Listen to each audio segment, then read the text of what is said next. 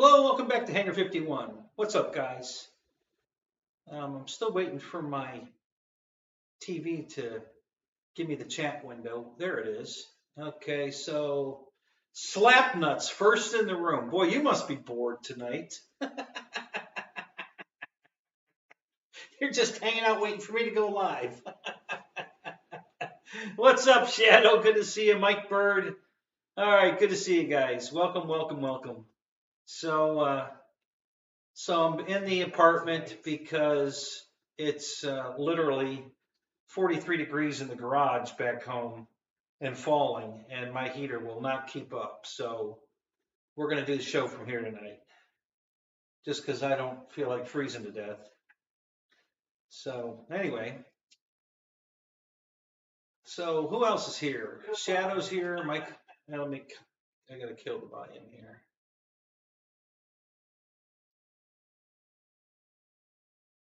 And let's get the show hasn't caught up yet. Let's get that caught up.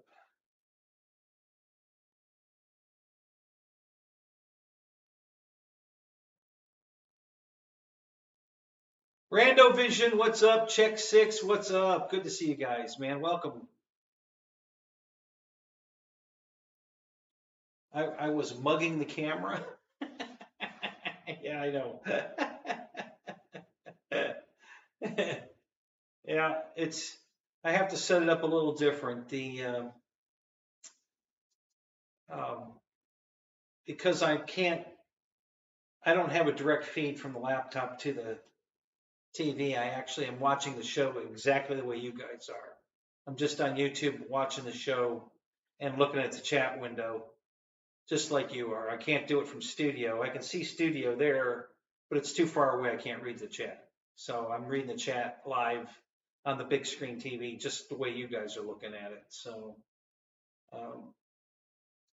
and right now I'm just trying to get it caught up because it's lagging behind just a little bit. So, and we're just talking a few seconds, guys. No big deal. I'm just trying to keep it caught up. So who else is here? Let's see. Wild Bill, what's up? Rogers RC, good to see you, man. And so far, so good. Got 9 watching, so that's cool. So who went flying today? I know Slapnuts didn't go flying. It's too cold. I didn't go flying. It's too cold.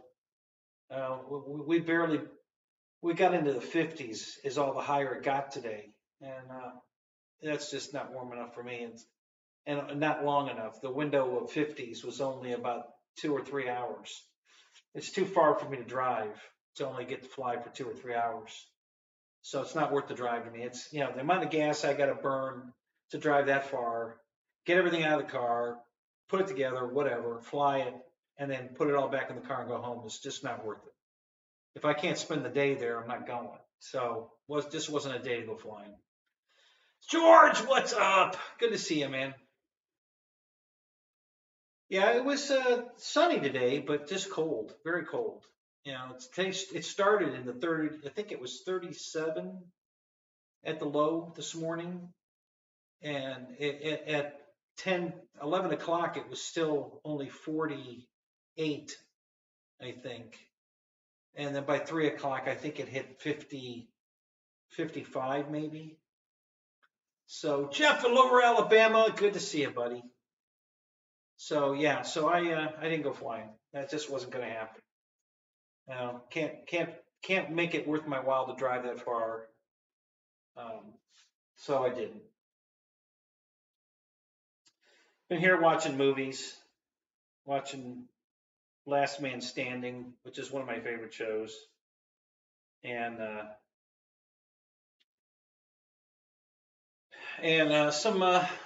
we watched. We bought the Top Gun Maverick and watched that. Yeah, Shadow, I know. Yeah, 50s isn't cold. But, well, it's not cold for you. Listen, it's not. Plastic gets brittle that cold. Oh, is Micah here? Good to see you, buddy. Welcome, welcome, welcome. Plastic gets brittle at those temperatures. Um, so I've broken enough plastic parts on airplanes because I'm out flying in cold weather that it's not worth the risk to me. You know, and I know that sounds like a goofy excuse, but I'm being honest. I could endure the 50-degree weather. It's the plastic parts on some of the airplanes that I fly that won't. And I tested that theory too many times and broke too many landing gear. Like, for instance, all that landing gear cladding around Draco, I guarantee it in 50-degree weather, 40-degree weather, that's going to shatter. Um, it'll just, even a good landing, it doesn't take much when plastics that brittle to break. So, um, yeah, I know, Shadow. So, yeah, it's honest to God, guys, it's not me. Listen, I was flying a quadcopter one day out in 40-degree weather, and the propellers broke in midair. Okay, I mean, they just snapped from the cold. They were too brittle, and these thin plastic propellers, they flex. Well, when they're that cold, they don't flex much, and then they just break. So I'm flying along on the quadcopter, and all of a sudden it just falls out of the sky because the propellers snapped in midair. So, um, so yeah, I tend not to fly below, 60 degrees or thereabouts. And like I said, the window was so small today that I was going to be close to that temperature. It wasn't worth going, because it wasn't going to warm up to that until about 2 or 3, and we'd lose daylight by 5. So it's just not worth it, for me anyway, to drive that far, burn that much fuel to go there and get to fly for a couple hours. So it's just not worth it. I like to go and spend the day. Get there early, sometimes early, and it depends. And then I stay well into the night because I like the night fly. So I'll get there at usually 10, sometimes 9, and fly till 9, 10, 11 o'clock at night. So I'm there more than 12 hours, you know, and I get a lot of flights in that, and it gets me a chance to do some night flying. And so that's what I like to do, you know. And today, like I said, it didn't even break into the 50s here until after 11 o'clock. And so even if I got out to the field by noon, that would only give me 5 hours, and that's stretching it. By the time I put airplanes together and charge batteries and stuff like that, because listen, you get lazy. You got a generator, you get lazy. I don't pre-charge anything. I don't have to. I just go to the field and fire up the generator and charge my batteries. So, I used to pre-charge everything, but I don't do it anymore. I don't need to. I'm lazy. I just, the trailer's ready to go. I just get the trailer, drive out there, open it up, and charge batteries and go flying. So, so that's what I do. I don't, it's just getting lazy. What are you going to say? I admit it. It's about 40 miles. It takes me about 50 minutes, just under an hour. It's a 50-minute drive each way. Um, who watched Falcon Heavy today? What is that, Randy? What's Falcon Heavy? Yeah, I'm getting lazy in my old age, Shadow, just like you, and you're a lot younger than me.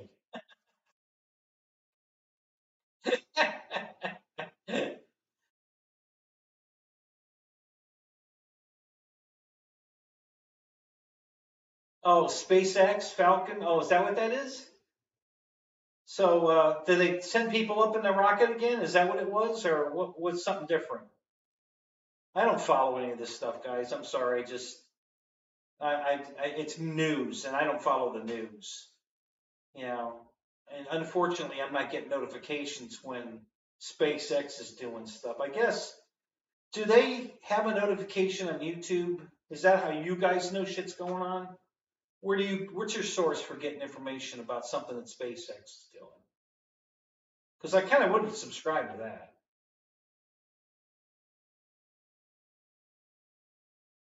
Oh, so they had a live show. Yeah, I would have definitely watched it if I knew it was, if I had known it was on. I got to figure out how to subscribe to that so I get notifications. Because yeah, I would watch that. I like SpaceX. Why does this shirt look so stupid on TV?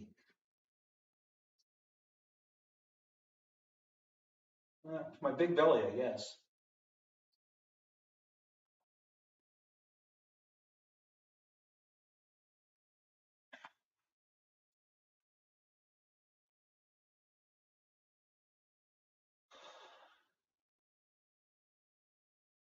So there's multiple rocket launch videos on YouTube.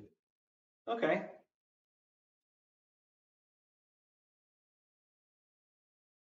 Well, where are you getting the information, George? What do you subscribe to that gets you to let you know that something's going up from SpaceX? And any of you guys chime in, let me know. So Victor just put up I don't know that I can fire this off. Well, actually, I can't fire it off in another window, so I can't do it. I'm not running YouTube from the laptop. I'm running it from the television, so I can watch it, but I can't click a link. Not the ideal setup, but a functional one. It works. It's just not ideal. Everyday Astronaut? Is that a YouTube channel? Everyday Astronaut?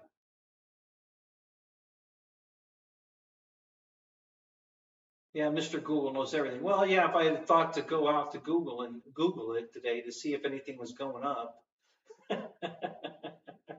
I didn't know that, Okay, so Everyday Astronauts at YouTube. All right, I'll look into that. I'll find that and subscribe to it. Tim, what's up? Good to see you, man. Welcome to the show. Wow, Bill, good to see you, man. So, so other than the SpaceX thing, what was it? What kind of firing off rocket did they do today? Was it just a manned flight taking people into orbit again for fun, or was it something neat and new? Roach Coach, what's up? Good to see you, buddy.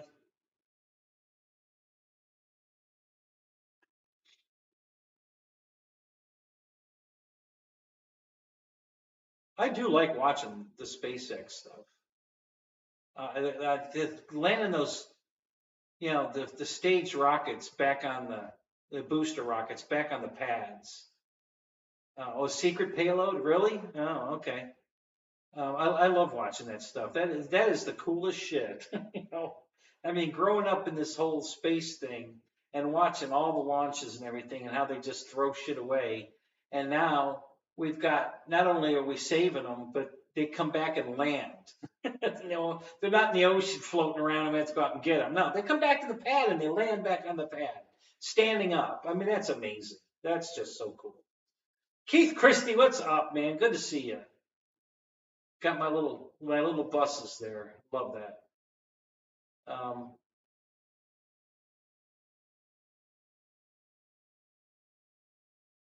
For the United States Space Force. Is that really a thing? Right, exactly. And they land side by side on top of it. I know, it's amazing. I love that. That's the coolest thing ever, man. Is seeing that technology is amazing. And then they land a third one sometimes on a barge out in the ocean. And it comes right down to the barge and lands on a floating barge out in the ocean, and the other two land back at the launch. That's amazing. That's just the coolest shit ever. You want to know how ants act in space? Really? I bet they wouldn't know the difference. If you had an ant farm and put it in a rocket and moved it, shot it around the world, nothing would change. They're just going to go about their business. They don't give a shit. I don't think an ant would even know it's in space. It's not like they would experience weightlessness because they're underground the whole time. So they're just going to crawl around and upside down and right side up on inside their little, maze of tunnels anyway, so they would. I doubt they'd even know they're in space.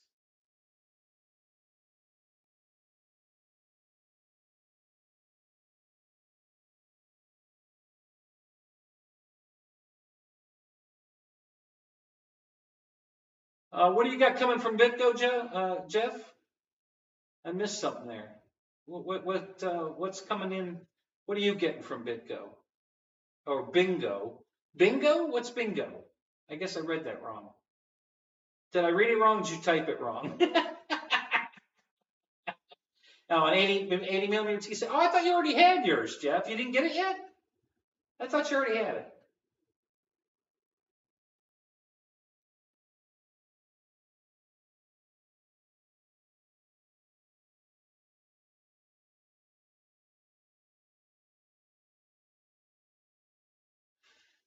Oh yeah, there's no doubt, Shadow. We can put anything in space and it'll fly around the world for years. I mean, you know, that technology is nothing new.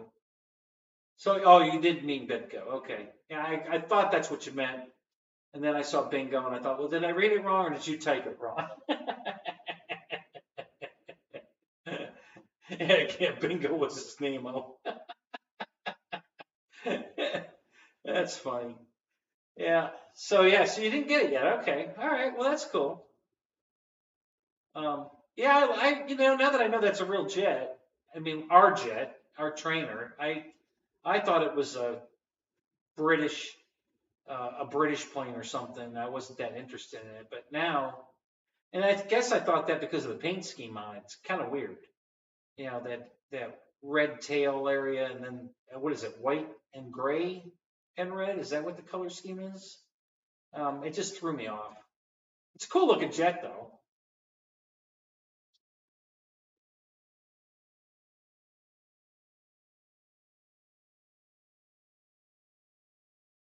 5 million pounds of thrust. Wow, that's cool. Juno, what's up? Good to see you, man.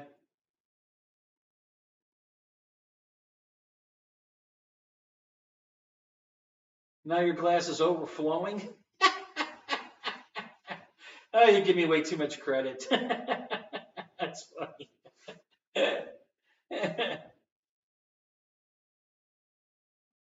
Yeah, I really fly any of my stuff with the ordnance on it. I just like the clean aircraft. I did a demo flight in a contest once, down at Imperial, and I put all the armament on my Yak 130 to do a presentation flight. That's the only time I flew the ordnance. I never really fly the ordnance on my planes. Why aren't I in the hangar? Because it's right now 43 degrees in the hangar and falling, and my heater won't keep up. There's no way my hangar would keep the heater would keep up with that, and I'd be cold, and it's just not worth it. So I decided, to do it.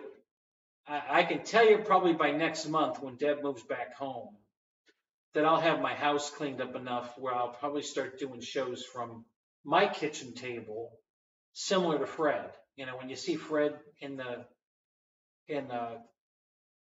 for you guys that go to our Zoom session, Fred, the Fred Barron pilot, he always has a plane on his kitchen table behind him. So he's sitting there in his chair, kitchen table's right here, and there's always a plane, and he changes it every week.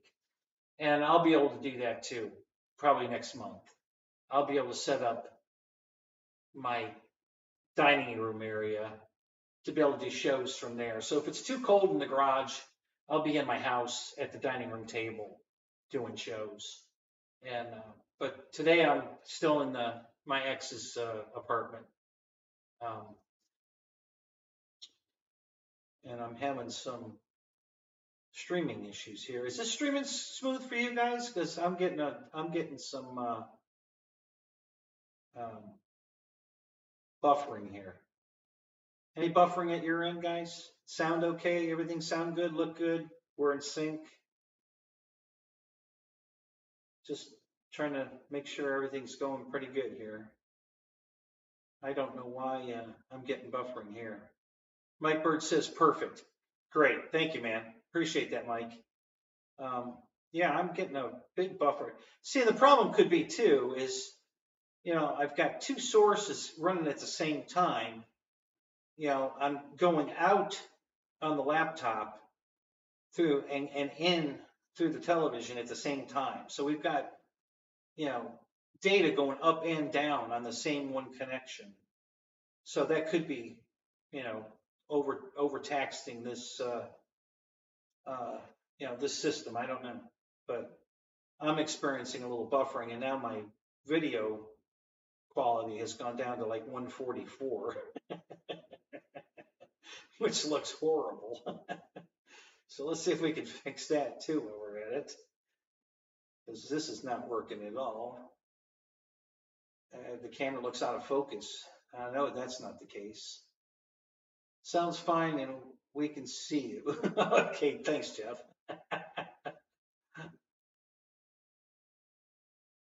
You out of here, Shadow? You gotta bail on me? All right, buddy. Yeah, I guessed that the quality was 144, and that's exactly what it is. So let me see if we can fix that.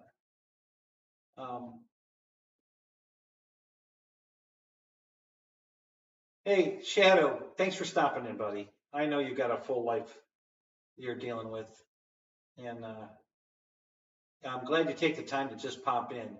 It means a lot to me. It really does. So thanks, buddy.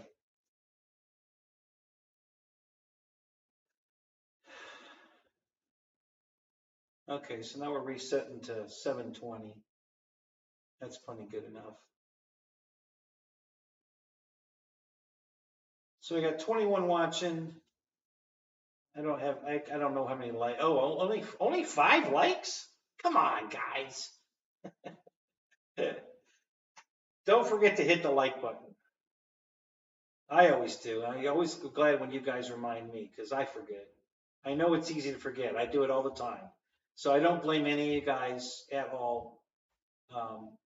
So I'll just remind you, like you guys remind me, because I forget too. I'm terrible about that. I don't know why it's so hard to remember to do it, but I'm just as guilty as the rest. I don't remember to do it.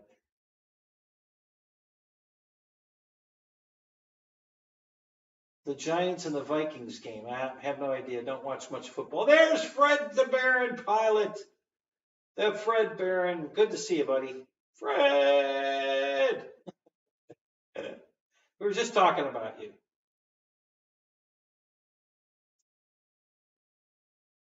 Oh, the Giants one? Okay. Doesn't mean anything. Means somebody doesn't like that. Roach doesn't like that. He doesn't like the Giants, apparently. I don't give a crap about football anymore. I used to a long time ago, but I don't give a crap anymore. Yeah, Roach, that's cool. Thank you. Appreciate that. Yeah. I like it when you guys hit it. It means a lot. It just helps the channel. The channel's still growing little by little. We're up to 163, 1,630 subscribers, which is no record setting or anything, guys, but I'm not really going for that. I am going to try doing some shorts, because if I can get, my friend Lewis is doing great. His channel has grown ever since I told him to change the name to something silly and rememberable, like I Can't Fly or Hangar 51, something memorable. I forget what he had. I think he just had his initials on it, and then he had something else on it. And I said, nobody remembers who you are, guy. Nobody's going to remember to tell their friends, hey, go check out this guy. It's really good. It's his initials, and they're going to get the initials wrong. They're never going to find it. So he changed his name to I Can't Fly, and then he added the snitches lately. And he's been doing a bunch of shorts. And he's doubled his subscriber count from mine. He went from like 300 subscribers to over 3,000, and he did that in less than a month. So his little shorts that he puts up have gotten him a ton of subscribers. So I'm probably going to do that just to get some more subscribers. Because it'd be fun to have more people in my show. The 20, 30 I get's fun, but Yeah, I'd sure like to have 100, 150 in here. Although it'd probably be even harder to keep up with the chat. But hey, we'll deal with it. If that happens, we'll deal with it.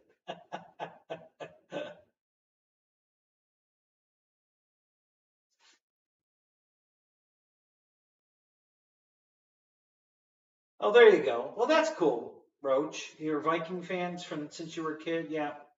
Yeah, I grew up in Cleveland, so I was a Cleveland Browns fan forever. I always liked the Miami Dolphins. I just think I liked the fact that there was a dolphin on the helmet. The colors were cool. And so I was always a Miami Dolphin fan. And then um, I guess those are probably still my favorite football teams. Um, I haven't really changed my alliances there. My baseball alliances. When I moved to Atlanta, I got really heavy into the Braves. I really wanted, yeah, I really enjoyed watching the Braves games. So I did switch. I still like the Indians, which are no longer called the Indians, which really sucks.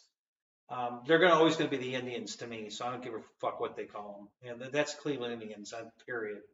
And I guess they're talking about changing it back. So, and I hope they do. Um, so, Michael Bear, what's up? Good to see you, man. You back home? Did you fly back home? You back in the hangar?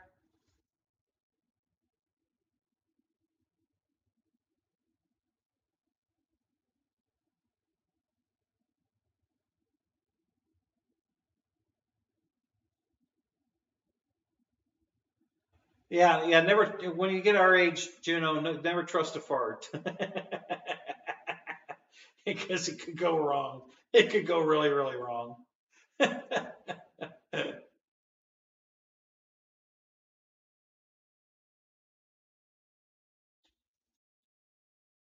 Honestly, I didn't know the Vikings still had a team. I thought the name got changed years ago. I just thought it did. I hadn't heard anything from the Vikings in this long time. Oh, Fred, thank you, buddy. You're the best. Thanks. You have my T-shirt? Oh, do you? Yeah, I like these T-shirts. They're really cheap at Walmart and they're funny. So yeah, the price is so good, it's hard not to buy them. Honestly, when you think you can get a shirt like this for $5.88 or something like that, I think it is. It's a pretty good deal. They're not great quality material, but they're fine. I'm not complaining at all. Um, they suit me just fine. Uh-oh.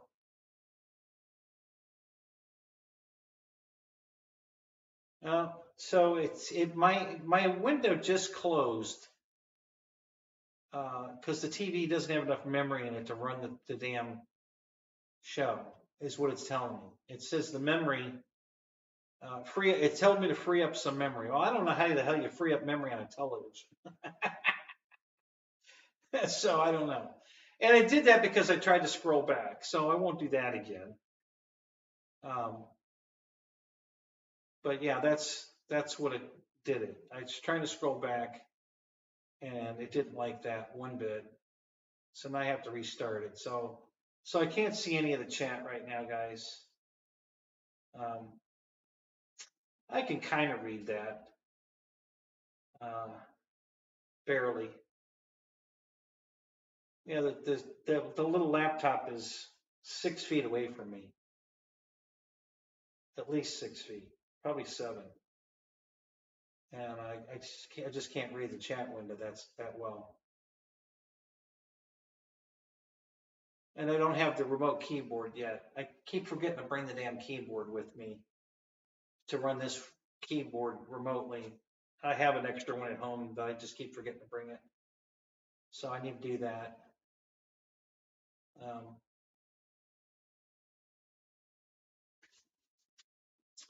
Okay, so that was easier. I didn't have to do all that searching around. I could just go straight down here to my show, and because it was in the, so it's reloading. I should have a chat here in a second. So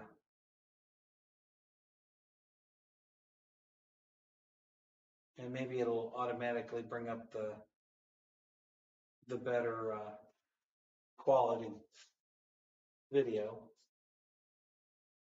There, okay, I got the chat back.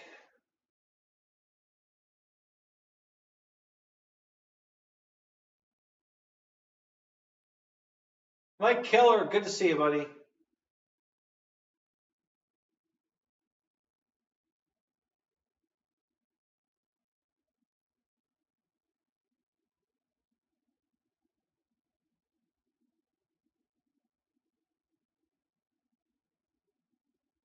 Through my DJI in a major Rocky Mountain snowstorm.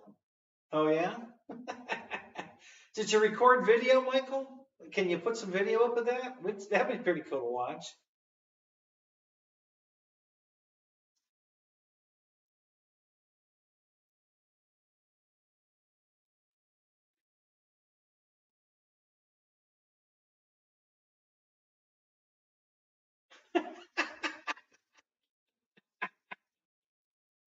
Okay, check 6. I don't think they offer that on Teesprings, but I'll see if they have fart spray. I don't think they have it, but I'll take a look.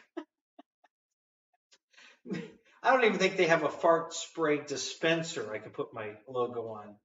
They do have phone cases, though. If you guys want a phone case, I believe the only phone case they do have is an iPhone case, I believe. So if you have an iPhone, you can get an iPhone case with my logo on it. And my brother's in here. How you doing, Keith? Put the chat. Yeah, I know. I can put the chat on my phone too. Yeah, that's true. But then I'm not looking at the camera. I'm looking at my phone. Okay, so now you're going to get to look. This is going to be me the whole night because I'm going to be reading the chat here, and I'm not going to ever look up. So I'm going to be looking, and then you don't want to see that. You don't want to see the top of my head. So it's certainly an option, Keith. And if I have any more problems with the stream, I will use that as a backup. But basically, this worked perfect. What, 2 weeks ago? So I'm surprised it took a dump tonight. So, but we're good now. It's only a couple seconds behind, and it's the right quality. You know, I've got 720 quality, and it's fine now. So I don't know why it did what it did, because it did last week, and now it seems like it's fine. So we're good. But yeah, Keith, as a backup, I can use my phone. But I don't want to stand here the whole night doing this, because everybody's going to think I'm frozen. Because I'll be sitting here looking at this and reading the chat, and then everybody thinks I'm frozen, and I don't have my fan blowing with my streamer so that people know I'm not frozen. See, we've thought of all these things, Keith. I had to come up with a way so that people knew when I was reading that I wasn't frozen. So now I have a fan that I put on with a streamer on it, and then if the streamer's moving, I'm not frozen. I'm just reading.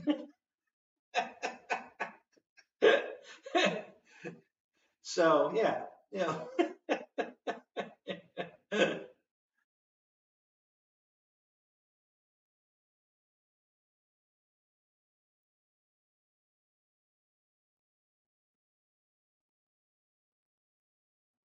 Oh, when I'm doing a build, Keith, I never really look at the screen. I don't need to. I'm just doing my thing. The only time I even look up over at the camera at all is make sure it's still recording. Because the camera I'm using doesn't give me any visual cue looking at it that it's recording. I have to actually look behind it to see the little red light flashing. And because it's a still camera that I use as a movie camera. So, but other than that, I'm not watching myself. I preset it up. I know where the center of the camera view is. I have a spot on the desk that tells me that I just need to make sure I'm standing or working in that area, and I know it's on the camera. As long as I'm in that zone, I know I'm on camera, and that's the way I always set it up. And then I don't bother looking at. I don't even have a TV on to monitor what I'm doing. I don't need to. I don't. It would take more time to set up the camera with a feed going to the laptop, then set it to the television, and for doing a recording. I don't do that. I just set the camera up and let it run and do my thing. And then anything I need to fix in editing that I can fix in editing, I do, and the rest of it's just I leave it alone. Yeah, at least I'm not in the tent. But did you see the green screen I put up in the tent, Keith, last week? Did you catch that? I'm working on a green screen. It's going to look pretty cool. I watch all my own videos, Keith. I go back and check them all out. I just want to see how the show was going and some of the jokes I missed. Because I miss a lot of funny shit that the guy's saying. You know, it scrolls by before I get a chance to read it. So I enjoy watching my videos back just to see, what I missed. This is my ex's apartment, Mike Keller. She's moving back into my house next month, but this is her apartment right now. And so I'll do a couple more shows from here, maybe, depending on weather. And then we're going to be doing everything from the tent, either the garage open, the tent, or in the house, back at the house, because I'll have the dining room area set up enough that I can start doing video actually in the house. Since my brother was asking if I had heat.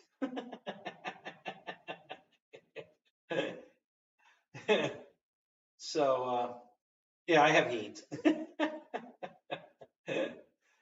Just don't have a spot in the house to do it. I mean, that girlfriend Barbara that I was dating just made a complete wreck of my house. I mean, I was really starting to make some progress on it. And oh my God, she absolutely wrecked my house. I'm still cleaning up the empty water bottles that she was saving and Kleenex boxes that she was saving and all my empty ice cream sandwich boxes that she was saving, my Eggo waffle boxes. I mean, she was stockpiling all this crap. She was literally turning my house into her house. And I'm still recovering from that. Trying to get it cleaned up. It's just unbelievable, the crap that she did to my house is unbelievable. Yeah, Mike. I know some of you have seen it. Yeah.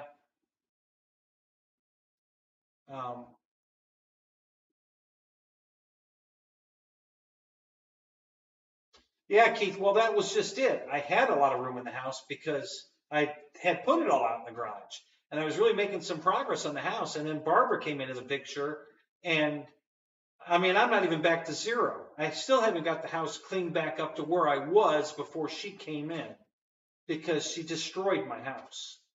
I mean, destroyed it. It's unbelievable what she did, to everything in my house. So I'm working on it. We're real close back to zero. And when I was at zero, when we were good, I was almost ready to do my shows from the house anyway.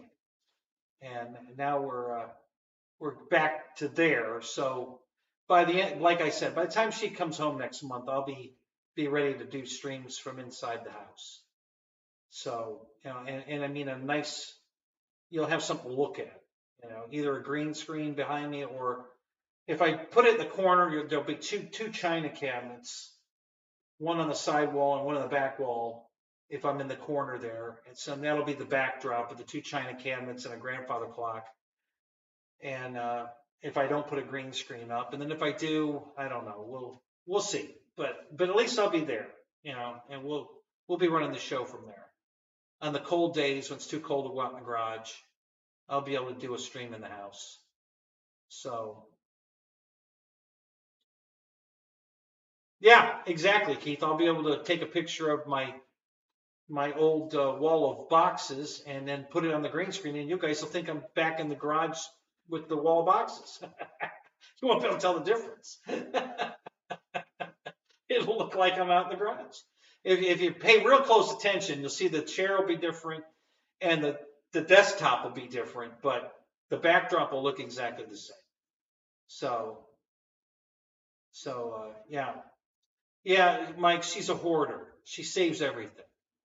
Okay, when I went to Birmingham, okay, we were up there flying at the Bigfoot event, and we're leaving, and she's got all these boxes that she wants, empty boxes, she wants to bring back to Florida.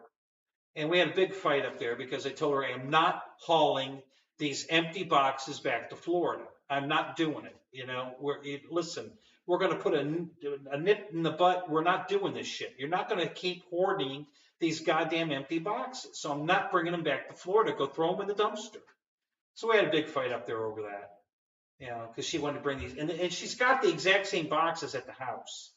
So I know she has access to these boxes home.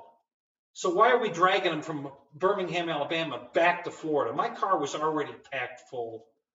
You know, she had 7 suitcases. We were there 4 days. 7 giant suitcases and bags and of clothes, and oh my God, it was ridiculous. You know, I had one little duffel bag is all I brought, and she had 7 bags. There was no room for extra planes, and there certainly wasn't room to bring back empty boxes. You know, so, you know, anyway, that part of my life's gone. We're not going to keep rehashing that because I don't want to talk about it anymore. It's over, done. Let's move on. You know, I'm over that. You save all your Eggo boxes? Sure you do.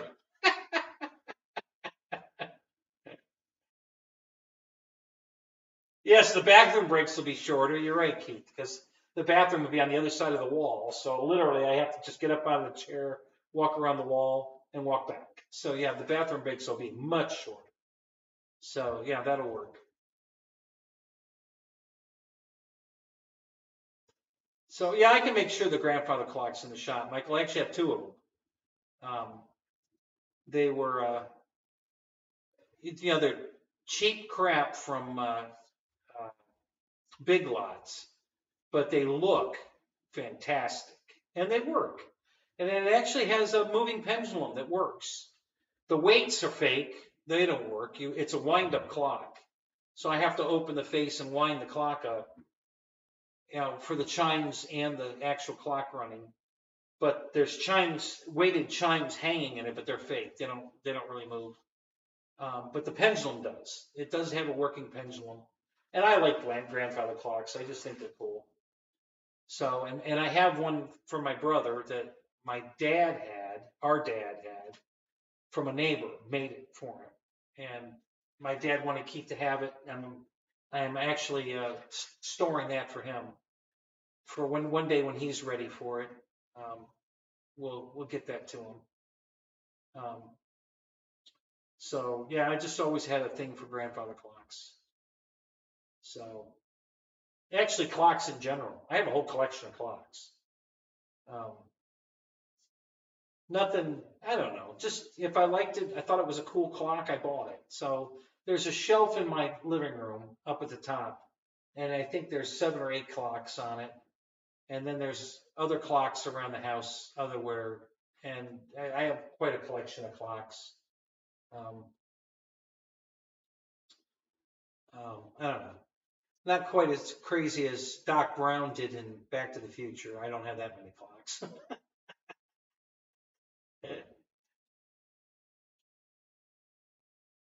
Yeah, George, you're right. I might have actually ended up in one of those suitcases. Yeah, barbed foot. Yeah, from hell. Yeah.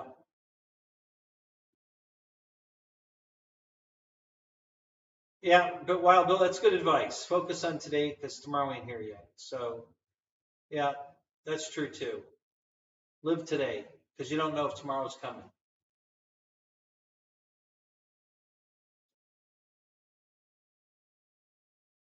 I look cut and dangerous. What screen are you looking at?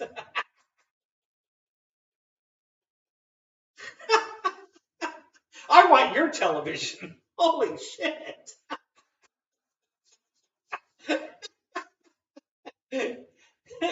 All right, I missed that question. Will we be able to something? I don't know. I missed it. So if you remember writing that question, just write it again because it scrolled off and I can't go back. Yes, Keith. The grandfather clock that dad's neighbor made for him. I have that clock. He wanted you to have it. That's what I bought that trailer for. It's the clock's in there, some furniture he wanted you to have, the golf clubs. I don't know. I got a trailer full of crap that I bought this enclosed trailer, so I had a place to keep your stuff, and that's fine because I'll make use of the trailer. It's a good trailer. It's actually an enclosed car trailer. So and if I get to keep the truck I have, or if I buy another one, once I have a truck, I'll be able to I might set that up to be my airplane trailer. It's awful heavy. It's a super heavy duty trailer, and it's way too heavy to drag too far, I think. I think the gas mileage would kill me to drag that big trailer, just so I can take more airplanes and with more comfort, but we'll see.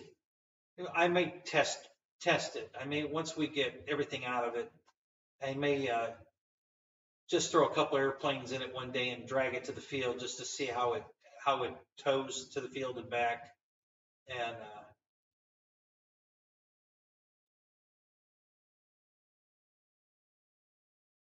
wow, Bill, your son's appendix went removed today. Is he okay?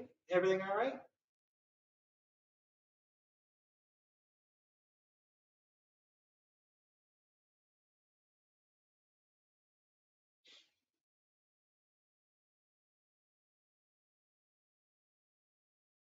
There's our can't fly snitches. What's up, Lewis? Did you fly today? It was awful cold. I don't know. Oh my God, you're hilarious. So he'll be out of the hospital tomorrow. Cool. Good deal. Good deal. Uh-oh, my screen went away again. It's like it's going to commercial, but it's not going to do that. And then it came right back though. We're all right. So it went out like it was going to commercial, and then it came back.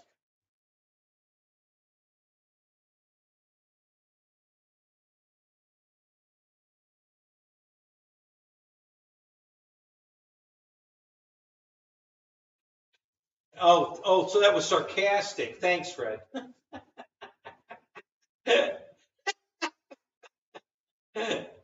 Okay, all right.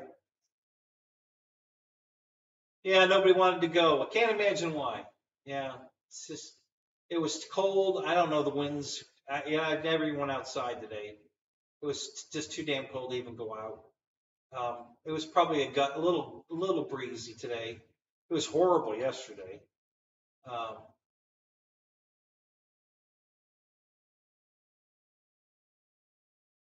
yeah, exactly. Right, son. I play with my clocks when it's raining. That's exactly what I do.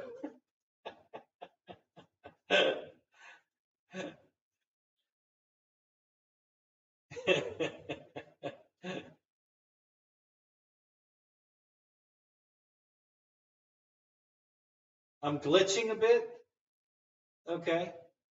Anybody else? Am I pausing, glitching? Uh, what's the word I'm looking for? um, Buffering. Any of that going on, guys? Any of you guys experiencing any of that?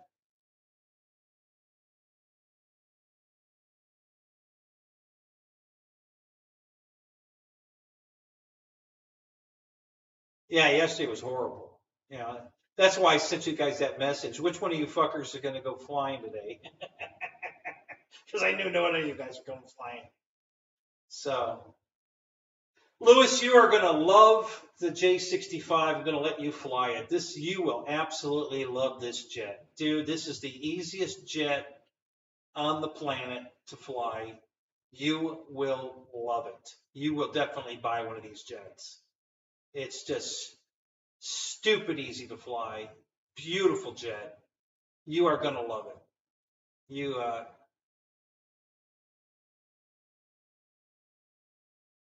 Stream is hanging a little. Okay. All right. Yeah, I'm getting a buffer wheel right now on mine, but like I said, I've got it going up and down off the same lead. So, and I know the apartment building isn't paying for high speed internet. So, I'm just dealing with what I have to work with. Oh, my brother's taking off. All right, Keith, we'll see you later, buddy.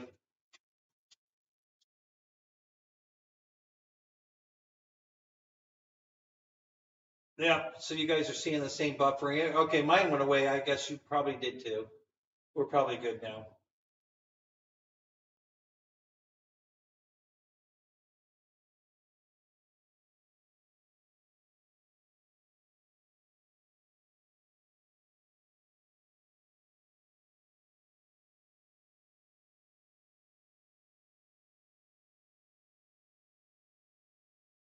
Okay, Herbeck. Yeah, you can't hear anything. I've got the sound off. So if you've got a ding sound, it didn't come from here.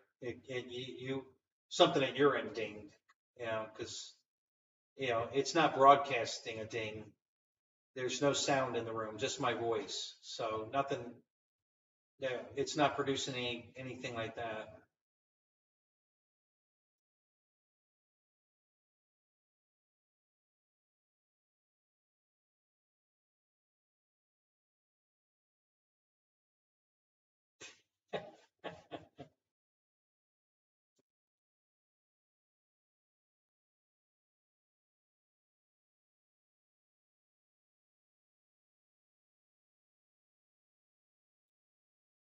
Oh yeah, Bill, if you set it up for 80, 80 amps and 6S, you can still fly it with a 4S. There's no problem. It'll fly just fine. I mean, it'll fly as if you'd set it up for 4S. It doesn't know the difference. It'll be fine. I've flown some of my planes that are 6S, 4S. My Cessna 150, I've flown on 4S a couple of times just for the fun of it. I had a 4S charged and I wanted to use it up, and well, screw it. I'll throw it in the Cessna, and it flies fine because that's usually, I had to use more throttle because that's, the speed I usually fly it at. I never fly that thing wide open throttle. There's no point in it. It's a Cessna. Burning holes in the sky in a Cessna is kind of stupid. So I always throttle it back. So in 4S, it's flying the same speed it flies at 6S anyway, because I'm always throttled back. So I'm dinging. I don't know what could be dinging. There's no dinging going on here. So I don't know what dinging you're hearing. There's only one thing going on the TV. It doesn't have the capability of multitasking at the same time. So there's nothing running in background that could be dinging. So I don't know what you guys are hearing. Let me turn the volume up and see if I can. I know you're going to get an echo now, but.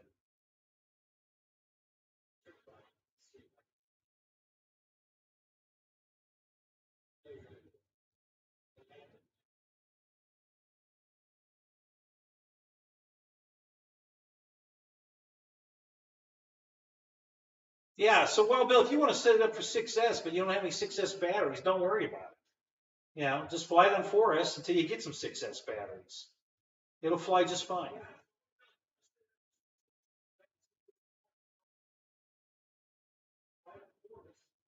Now, am I still dropping offline, guys, and coming back? Because I'm not getting that. It did it once.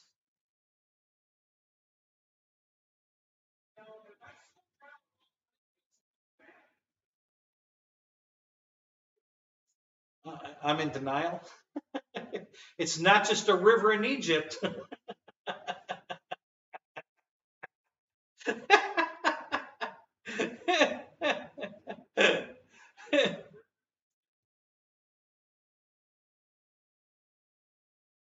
Yeah, that'll work fine, Bill. Not a problem. Just do your thing, fly that battery until you actually start buying some 6S batteries. Then you can start buying some 6S planes, which I know you'll love. The RV-8 is one of the greatest airplanes, because you can throw any battery in it. Heavy one, light one, it doesn't care. It flies long flight times, super fun to fly, super easy to fly. It's just a great all-around airplane. It's good looking. It's just a great all-around airplane. So, when you get some 6S batteries, you may think about buying one of those because, you would actually love it. It's just a great flying airplane. Yeah, right. So I haven't seen it drop here either. So yeah, I don't know. I don't know what the dinging is. I can't figure out what could possibly be dinging. Um,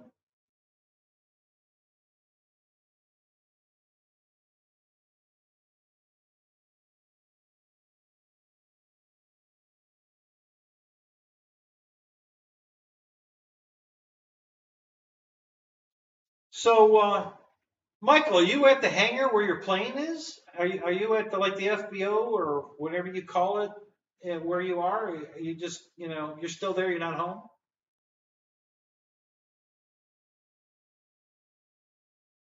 It's definitely a bit dingy. Oh, it's me.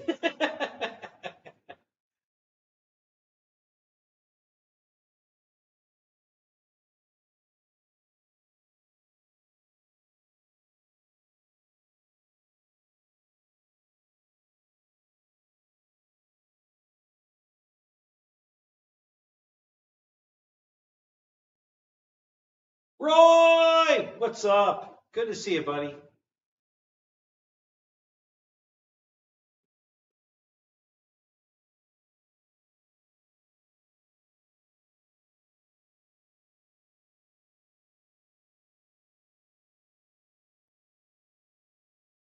Yeah, it's definitely because you have one or because you don't have one.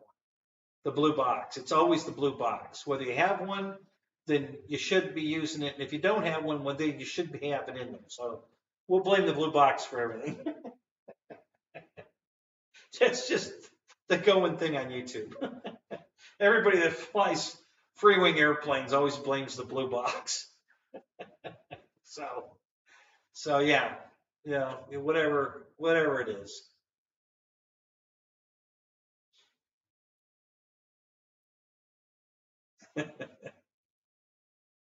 I don't have a lot of free wing airplanes. Um, I have a few, but not many. And I think I only have two free wing propeller planes because before Flightline came along, everything was free wing. So I have a free wing Old Crow Mustang and a free wing uh, AT6 Texan, which is no longer available. And then the rest of my free wing planes are jets. Um, and then I have, I think, one Flightline plane. I think the P-38 Lightning that I did a horse trade for. Um, I traded my tired Havoc. Fred likes to call it that because I ran it over with my car and left tire tracks on the wing. So yeah, I traded that for a P-38 Lightning, which I haven't flown yet. I think that's a flight line. So that's the only flight line plane I have, and I think I have four jets, three or four jets, and that's all the free wing products I have. I was never a big fan of free wing. I'm still not a big fan of free wing. Um, and that was before I hated motion. I still wasn't a big fan of free wing. Um, so,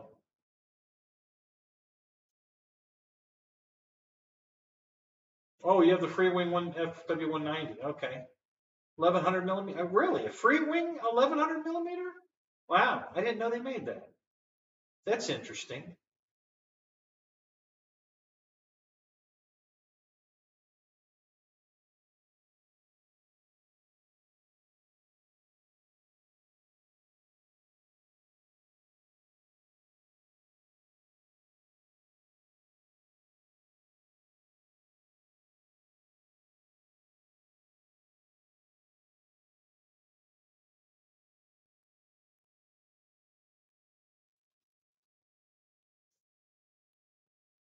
You have blue balls.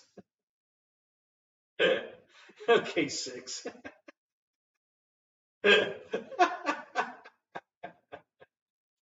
Aren't you married?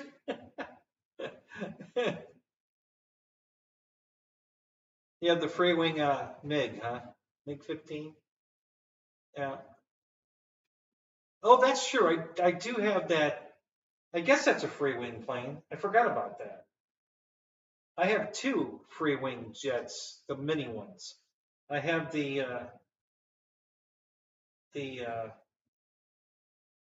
I think it's an F-111, and the Cougar, the F9F, the little tossers. I have those two that are free wing. I keep forgetting about those because of the little things. Yeah, but free wing has free shipping. Only if it's over $100 or not over $99. Yeah, then it's free shipping. So yeah, make sure you spend at least $99.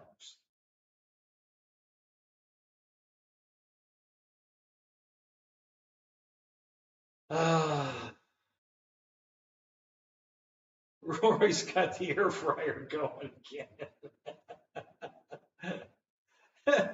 I don't know what. Yeah, exactly. We never know what Roy's cooking because he cooks everything in the air fryer.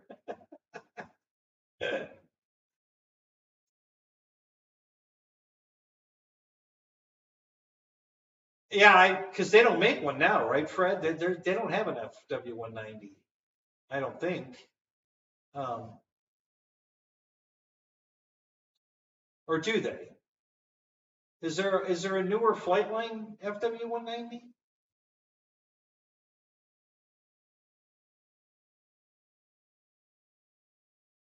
Oh yeah, for sure, Keith. If I had to buy 3 planes from Motion, oh yeah, that would probably never happen. I'd have to want it really bad. Curly fries, tater tots, and chicken strips.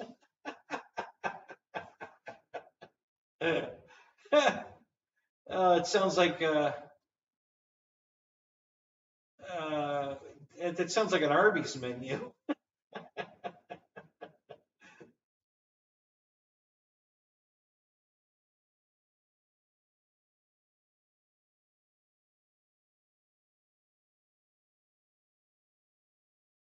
Oh, I already know Harbor Freight. All the jokes you make about those planes, I've looked at all those planes. You know, I've never bought one, but I've looked at them. And every time I go into Harbor Freight, I always look to see if they've come out with anything new, like I'm ever going to buy one of their airplanes. But I always look. You just never know, so I always look. So.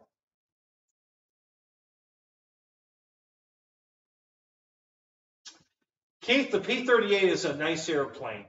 What I didn't like about it, and that's why I haven't flown mine yet because I haven't finished fixing it, is they have separate batteries. It takes 2 battery packs to fly it, and each battery powers each motor. So if you put 2 batteries in there and one battery starts to fail before the other one, you're going to lose an engine on the one side and the plane won't fly on one engine. So you're going to lose it. You're going to lose control of it and it's going to spiral in and crash. So I upgraded it to be a 6S plane because it's 2 4Ss. So I upgraded mine to be a single 6X. So I bought 2 80 amp ESCs to wire in parallel, so it'll fly on one 6S.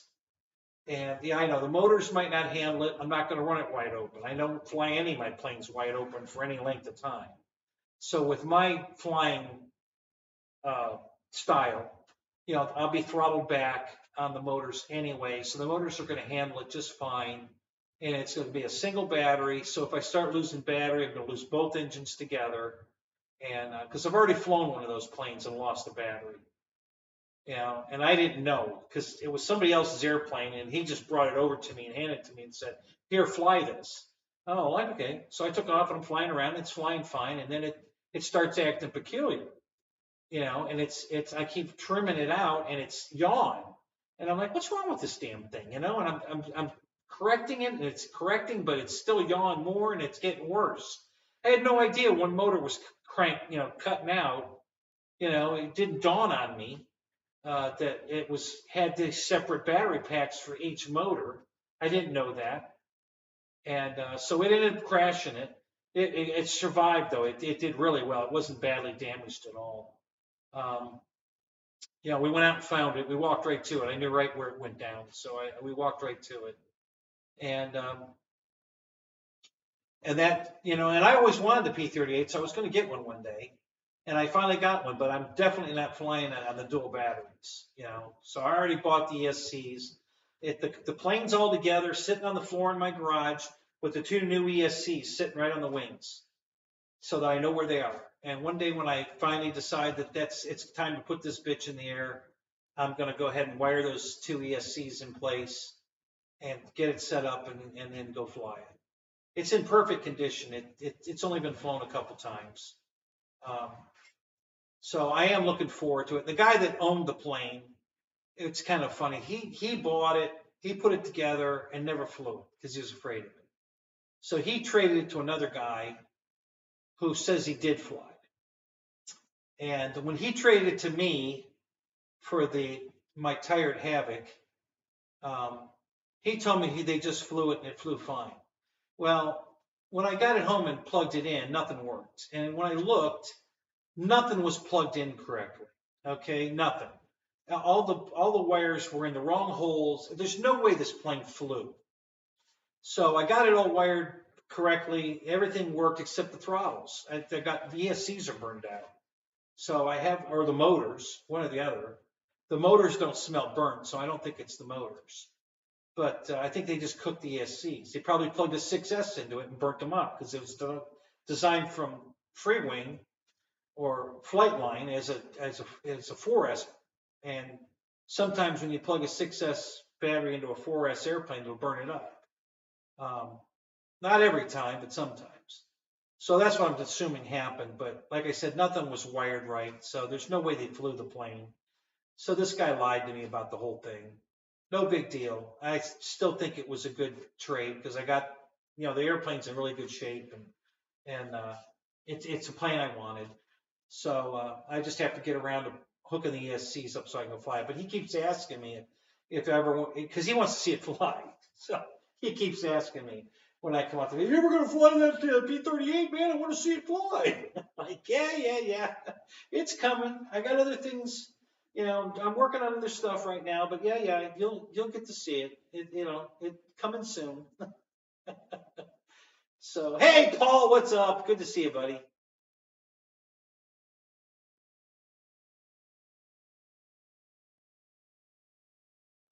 Cooking a London broiler? Yeah, really?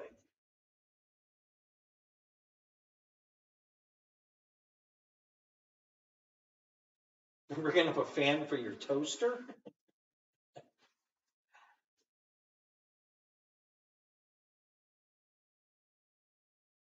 All right, so I can zoom all the way down the bottom here.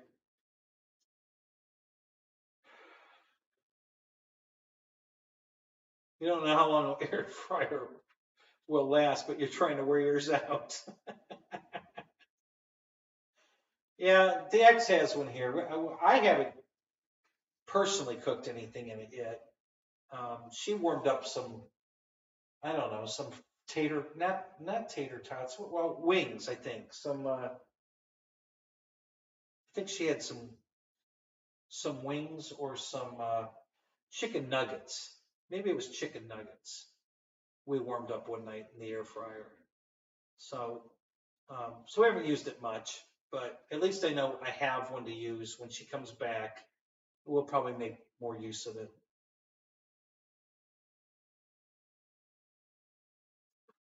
So, yeah, so I'll probably be doing some air frying eventually.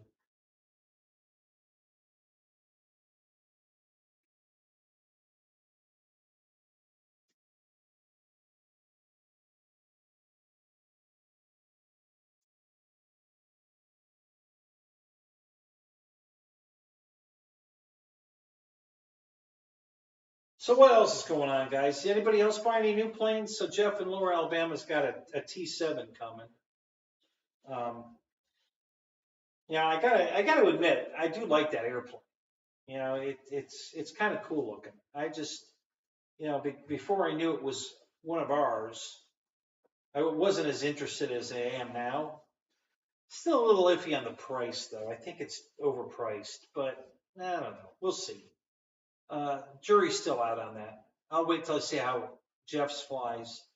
I've been watching a few other videos. And Fred, you have one too. You haven't flown yours yet, right? So, yeah, I'll wait till I get some feedback from you guys, what you think.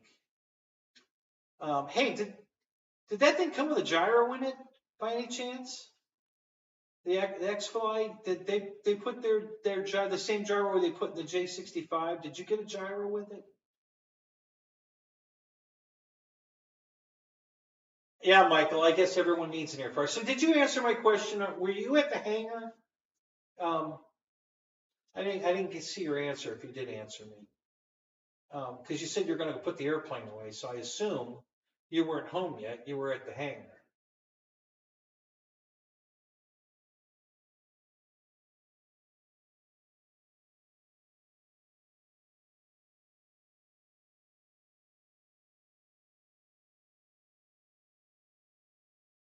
They will come to your house and administer a free prostate test?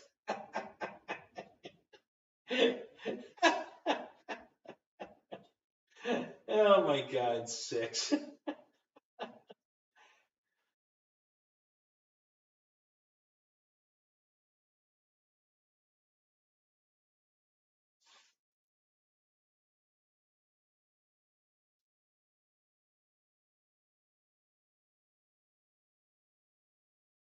Yeah, man. See, that's exactly what I thought. For an 80 millimeter, yes, I thought it was overpriced. So that's why I didn't jump on it. Um, the I felt the same way. I thought it was overpriced.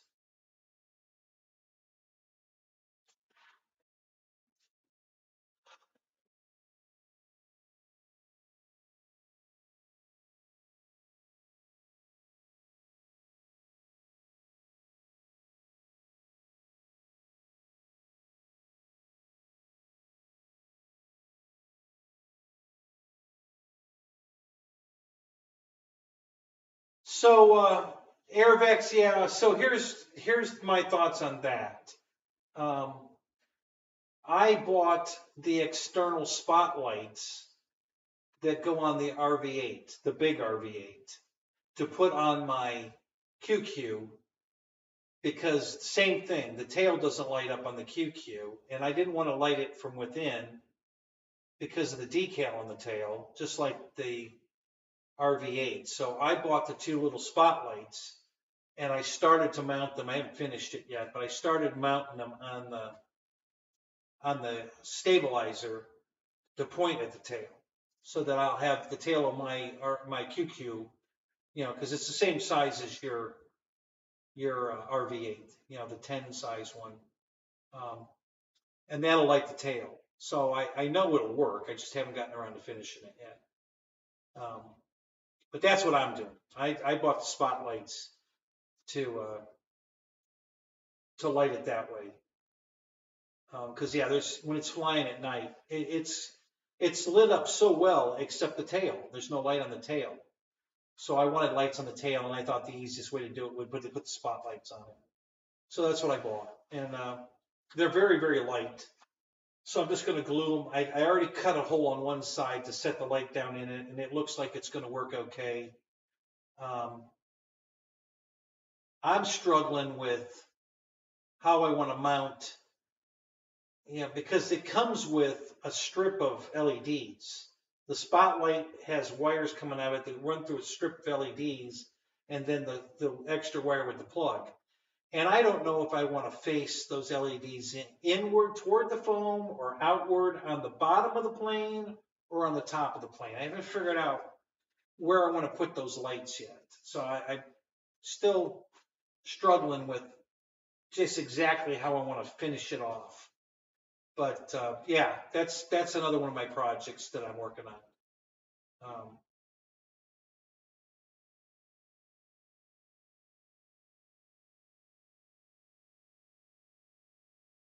Yeah, same thing here, Matt. I like the Alpha Jet too, but not enough to like that price. So yeah, I haven't, I'm not ready to pull the trigger on that one either. If they go on sale, they'll probably be in the hangar. But right now, I'm not interested in either one of those. And I'll be honest with you, at $630, I would have never bought the J65 either. But at $499, that's a good airplane. I think that's a good airplane at a good value. That jet flies so good. I mean, I would definitely call it a trainer. First jet. Once you've accomplished flight without safe, and you can fly a prop plane as well as you possibly can, and you want to move into jets, this is the jet. This is so easy to fly.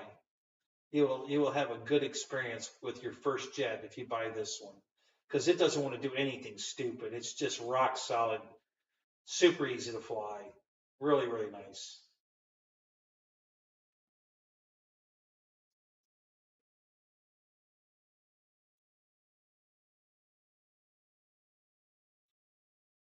$469. Yeah, is that a sale price at Banana, Fred? And did you buy yours at Banana?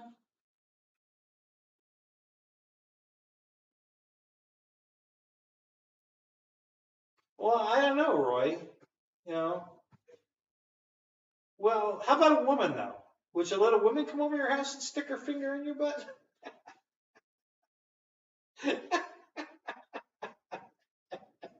Yeah, I see. You already asked that question yourself. Yeah. Now, if it was a chick,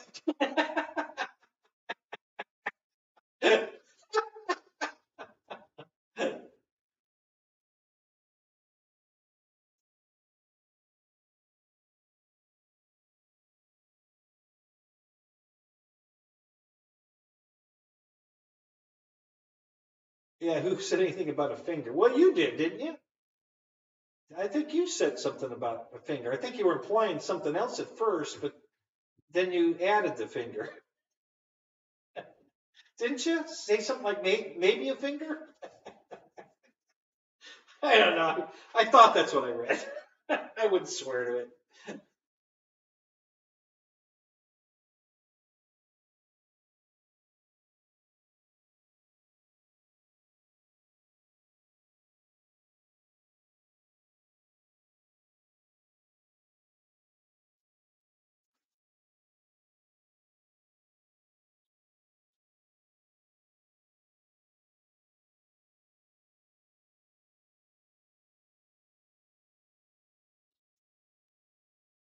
Oh, so you bought your Alpha and the the T7 from Banana. Oh, good. I'm glad. Now, have you had any problem with Banana?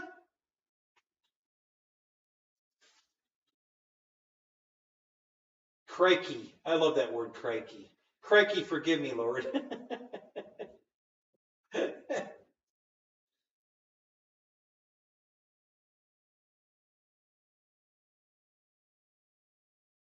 Yeah, I'm so tired of glue drying up on me. God, that drives me nuts.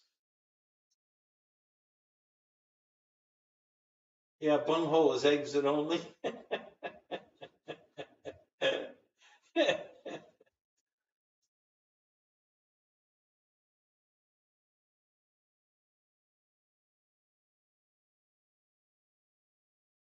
Yeah, one finger is it.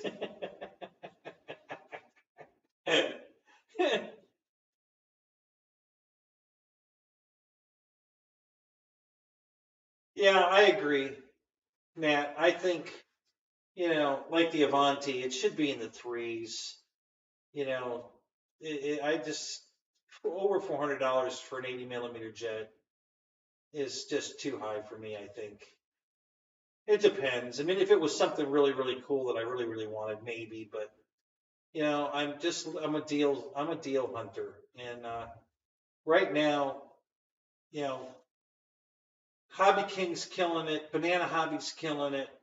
They're putting out some great product at good prices. And now Flex Innovations just lowered all their prices because their shipping costs went down. So these companies are trying to, you know, promote the hobby, promote sales.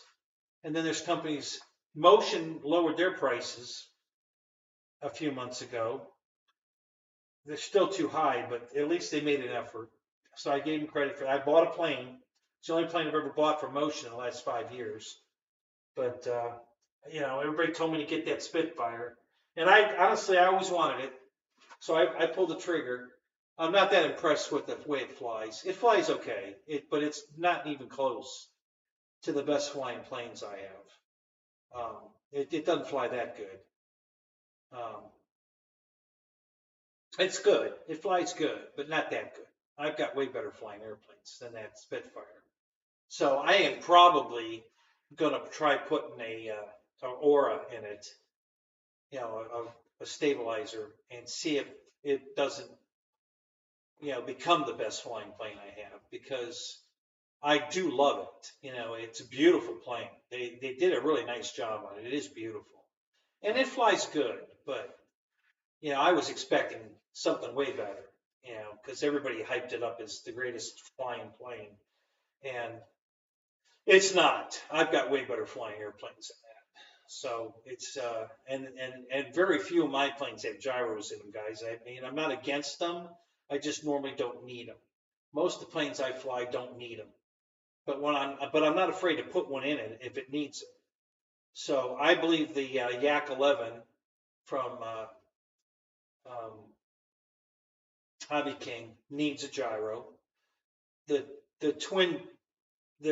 King Twin does not. That plane's rock solid. It needs no gyro. The C-130, beautiful flyer, no gyro needed there. Awesome flying airplane. I think I bought one other plane. Oh, hell, even that little Lancaster I bought, that 4-engine Lancaster, flies amazing, beautiful.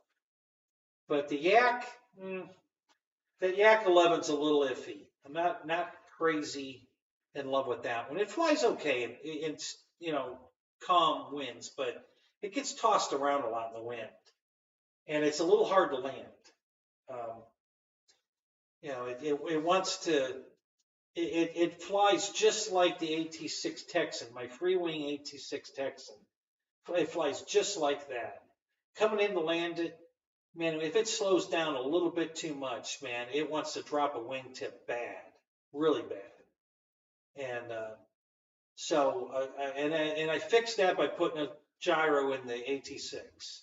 And that gave me about an extra 5 mile an hour window between it stalling and trying to drop a wingtip and roll into the ground and staying stable.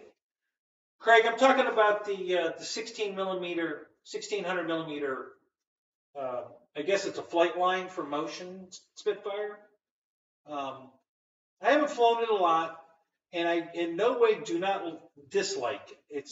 I like it, but everybody that talked about it said it's the best flying airplane ever.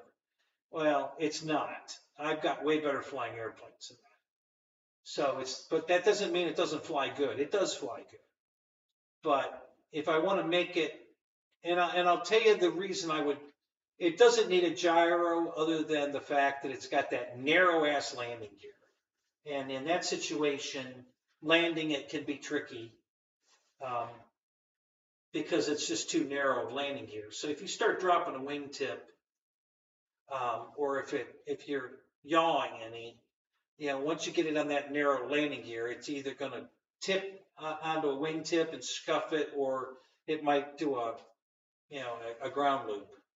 So for that reason, I might put a gyro on it. Other than that, not really. It flies okay. It's a good flyer, but it's not the best flying airplane ever, like I was meant to believe. You know, everybody told me to buy that airplane. Oh, it's the greatest flying airplane. No, I got way better flying airplanes than that. So, yeah, it's not the greatest airplane, but it's good. But it's a good airplane. Now, the Yak 11 needs a gyro, I think. I'm not real happy with that one. It flies, and it flies good, but, man, in windy conditions, it gets tossed around a lot. I think the problem is the wings are a little too short, and there's not much dihedral in them. They're pretty flat. And I think that combination is what, you know, I think it's the fuselage is too girthy, too much wind resistance. I think it slows down too easy, and then it gets in that kind of stalled, maybe kind of attitude, and it gets a little, you know, wishy-washy. So I think that plane will really do well with a gyro. And I've got a bunch of extra gyros from other stuff, so I'm going to probably pop one of those in it and see if it doesn't make it a better airplane.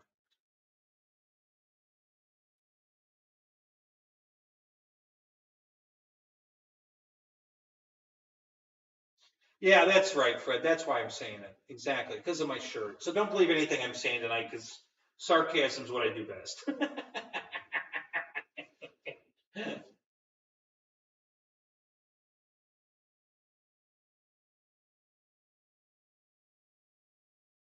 So I'm 3D printing mine, so I'm sticking with plastic. What are you 3D printing? Full airplanes, or a particular part of an airplane?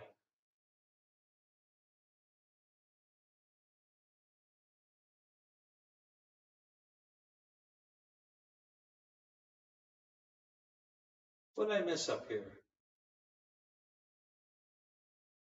Oh, now I get it. I read back and I see it now.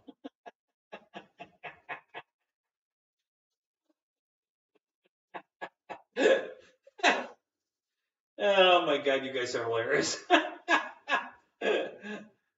Oh, you guys are hilarious. No, that's why Air Marshal would love that. I get it now.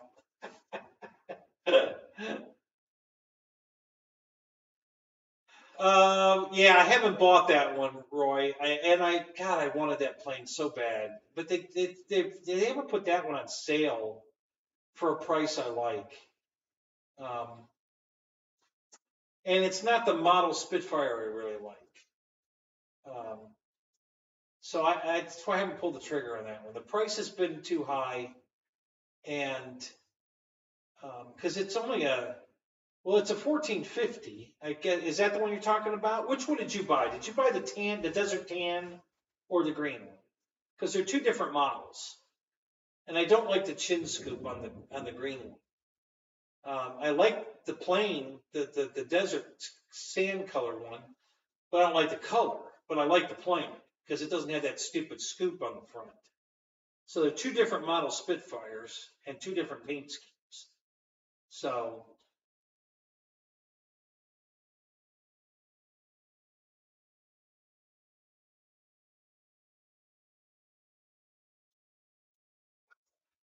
uh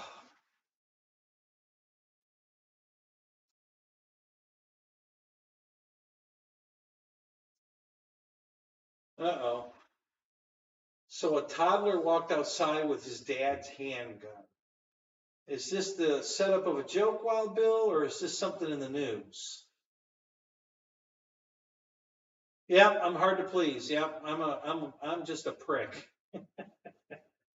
No, guys, I'm just giving you my honest opinion of the planes I buy and what I think they need, you know, to help you guys make smarter decisions on what you buy, you know. Because if I tell you a plane don't fly very good, you know, I know, you know, I'm speaking from a lot of experience, guys. You know, and if I think it's a little squirrely, a little hard to fly, and I tell you that, um, if you're a pilot that's still flying with safe, you don't want that airplane. Um, so, but if you're an experienced pilot and I tell you it's a little squirrely, well, then maybe you can handle it. I'm just trying to give you guys, I'm not trying to push anybody's product. I don't get any residuals from anybody, including Banana Hobbies. They ain't sending me nothing. I just, you know, when I see, hey, listen, I used to promote motion all the time. I've even got, go look at my video of my 7-minute flight. You know, I've got it pinned to the top of my comments. Motion loved the fact that I put that video up. You know, and I was proud of that. But that was 7 years ago. Um, so yeah,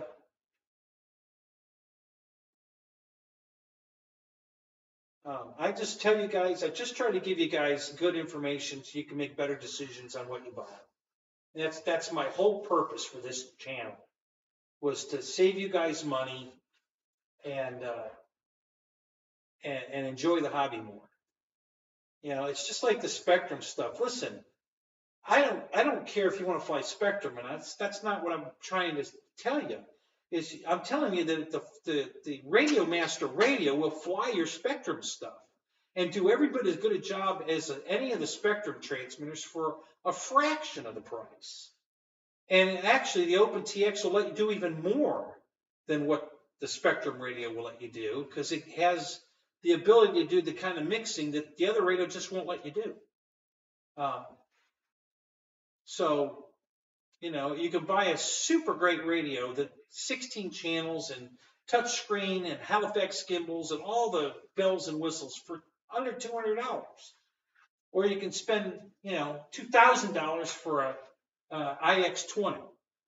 And they're both going to do the same thing. So, nothing wrong with that radio. And I'm not trying to get on the radio thing tonight. I'm telling you to save you money, guys. That's all. Just, yeah, right, Fred. Yeah, oh my God, here we go. Yeah, no, I'm just trying to save you money. Try to make good decisions to make your dollar, because I know you guys work hard for your money, just like I do, and I try to stretch it as far as I can stretch it. We were talking about this in the Zoom the other night about buying receivers, and you know, Spencer said about buying, like, you know, what is it called, the radio box, or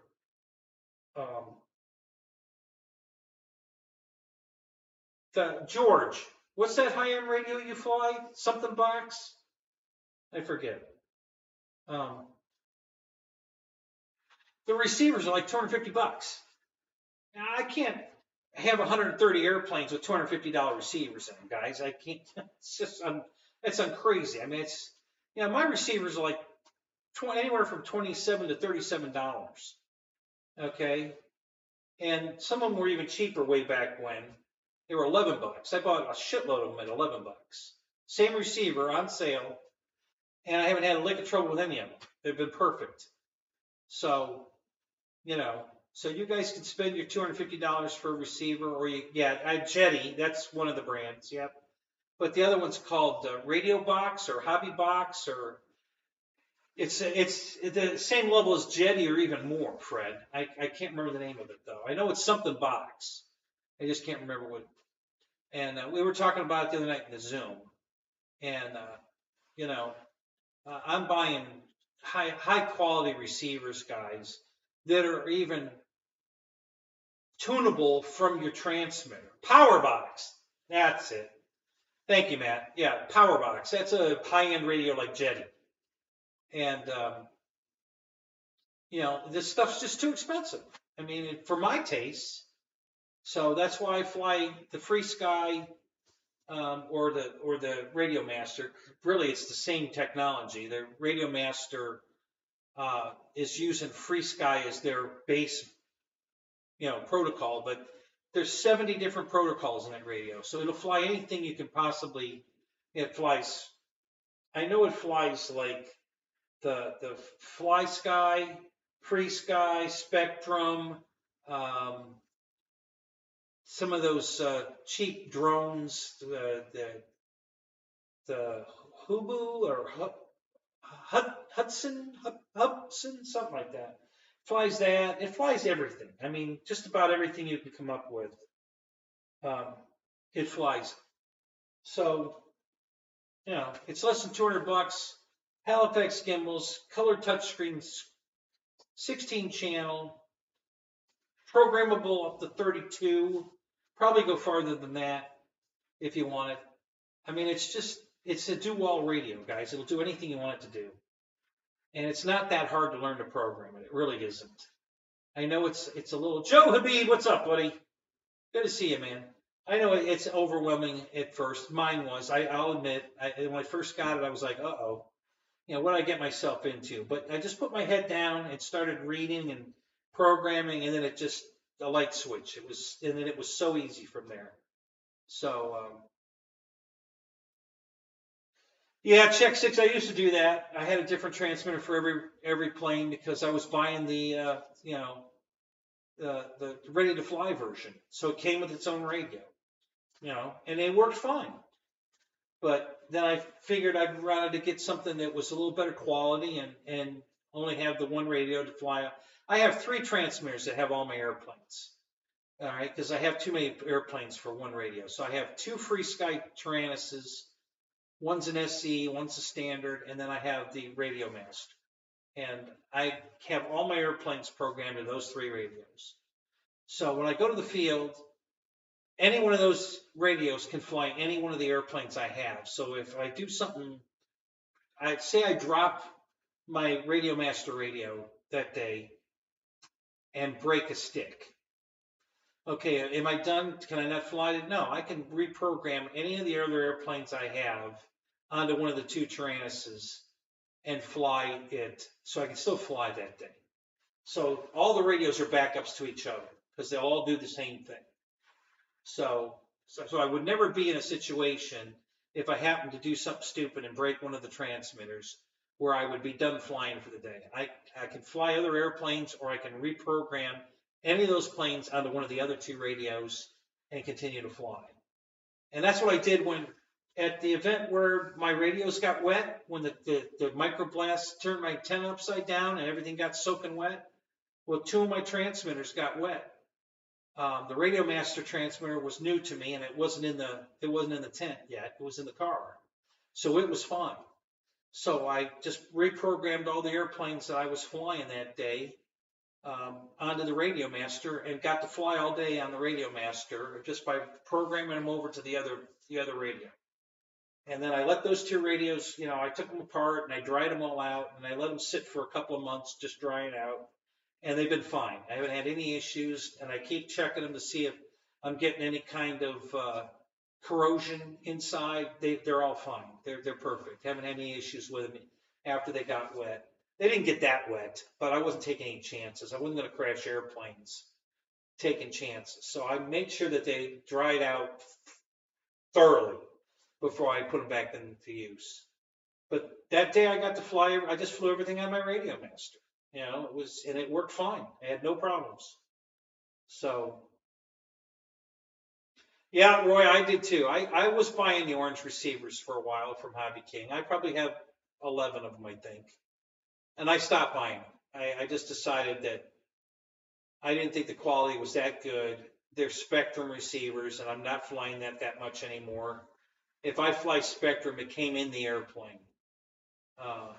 If I buy a bind and fly, it already has a receiver in it, so I don't need to buy the orange ones anymore, so I don't. But I still have some, and I'm still flying them. I haven't thrown anything away.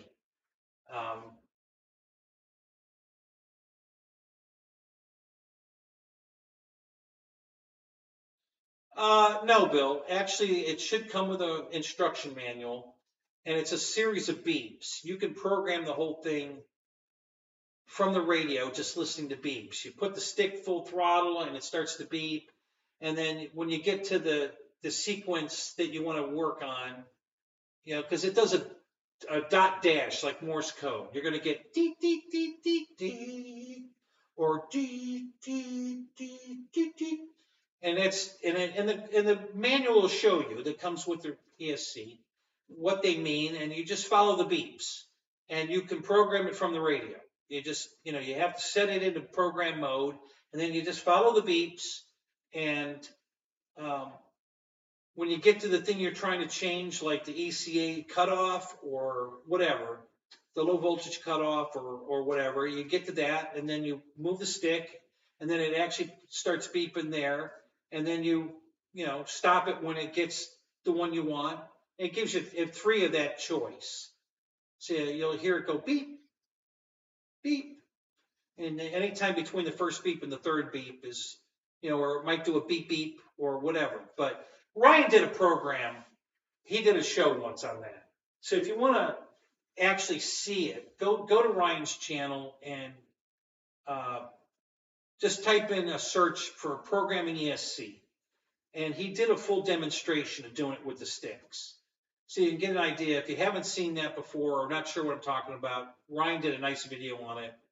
Go watch that, and that'll show you what it is. And it'll come with that sheet that tells you all about how to program it from the radio. So you know you don't need a programming card. So thank you, Michael. Yeah, guys, don't forget to hit the like button for me, please.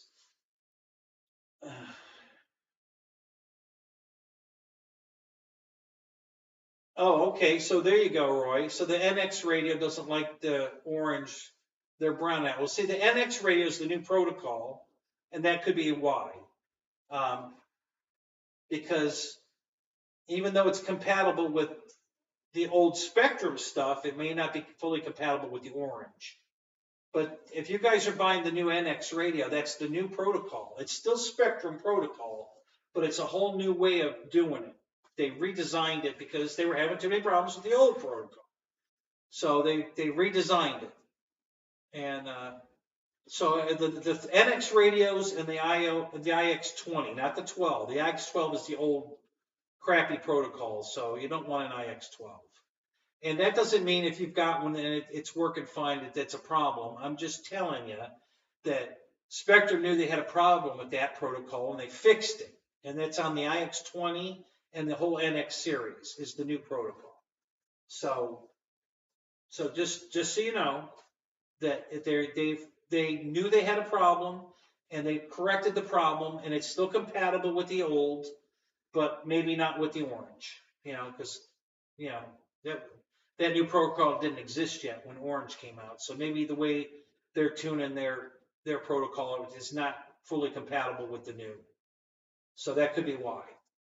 But I'm not buying. I haven't bought any more orange receivers in shit. It's been at least 10 years since I bought an orange receiver. I was buying them at the very beginning, but I decided that I was having a few issues with them and decided I didn't want to take chances anymore.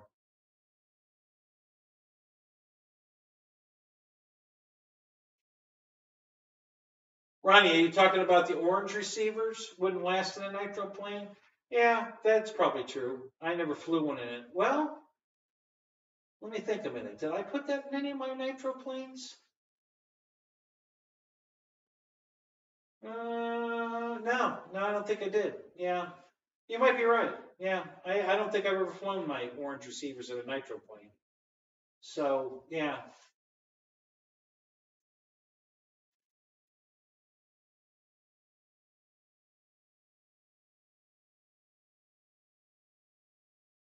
Yeah, now see, I've seen other guys complain about the lemon receivers aren't any good anymore. That they changed their way and they're having all kinds of trouble with the lemon receivers.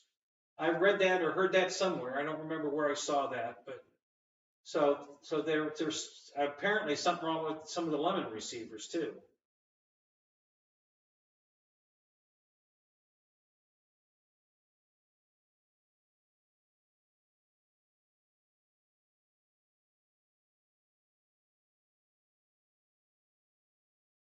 So just so you guys know, those long antennas, listen, the length of the antenna is not important.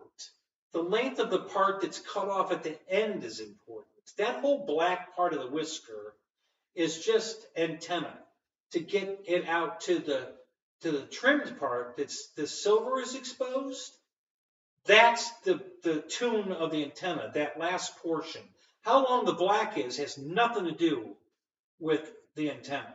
It's that end, and it has to be like 43 millimeters or something. I don't remember exactly, but that's how you tune that receiver, is by how much of that end of that, because there's that black part's a shield. That part doesn't count. Just the part that's exposed counts. And it has to be an exact millimeter to be tuned correctly. And what my Radio Master radio does is, if that happens to be off a tiny bit, the Radio Master has the capability of tuning the radio to get the maximum out of what's exposed. So if it's a little too much or a little too little, you can tune the transmitter to match the receiver's output or input to get maximum range out of it anyway. So I like that feature, and it comes in handy. So, but yeah, that's the full length of the whisker has nothing to do with the antenna, just the part that's exposed. Now, the nice thing about the longer ones is that you can get them farther away from each other. And if you want to even stick them out the canopy, which some people I've seen do, it's kind of pointless. The foam's not disrupting the signal. But hey, if you feel better with it sticking out the canopy, go ahead. There's no harm in that. I've seen that done. So the longer ones just give you more options of where you can, take them to the side or the top, bottom, whatever, rather than the short ones or the no antenna, which I definitely don't like. Um, so, but yeah, it's just the end is the part.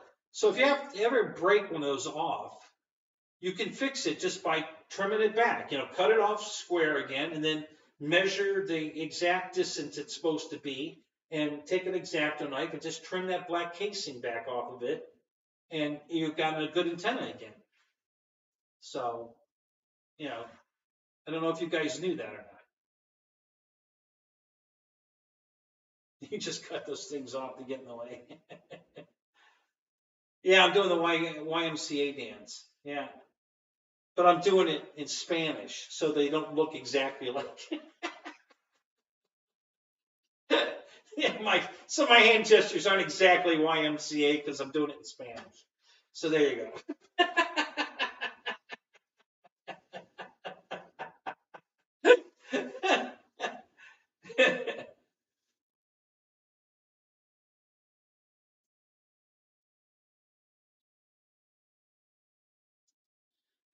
Big Jim, I've never bought an Admiral receiver, so I couldn't tell you a damn thing about those.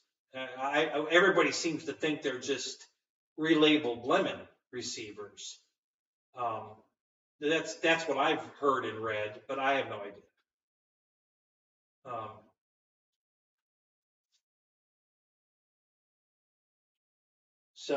Yeah, I couldn't tell you a damn thing about an Admiral receiver. Never bought one.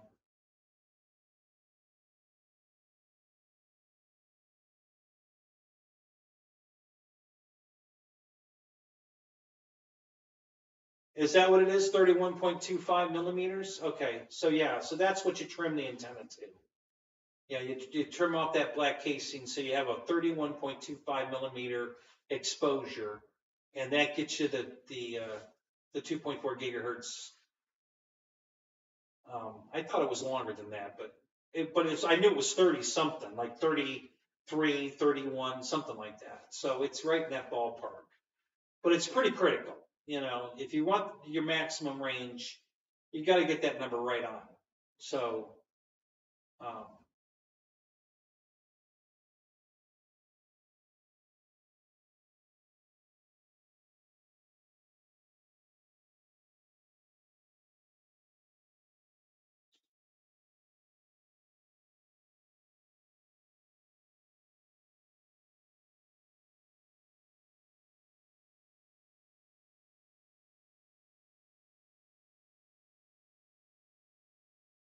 yeah, Rando, I've flown some distances too. FPV. I actually flew one of my Spectrum receivers out of range. I still had a perfect picture, but I lost control of the airplane. It was um,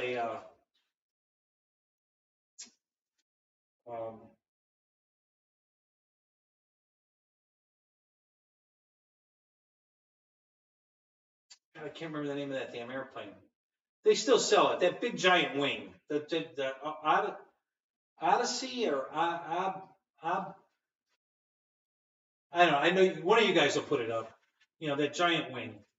So I was flying that one day FPV, and I got it about, I don't know, it's probably 3/4 of a mile away, not quite a whole mile, pretty high up, nice stable flight, and I decided to start turning around, and I gave it the input to turn around and nothing.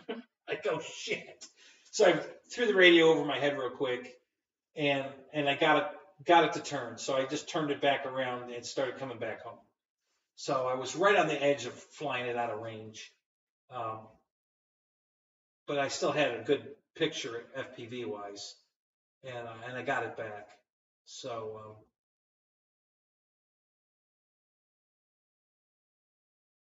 I was out of visual range. I couldn't see the plane anymore. I mean, at that range, I wouldn't have been able to see the airplane. But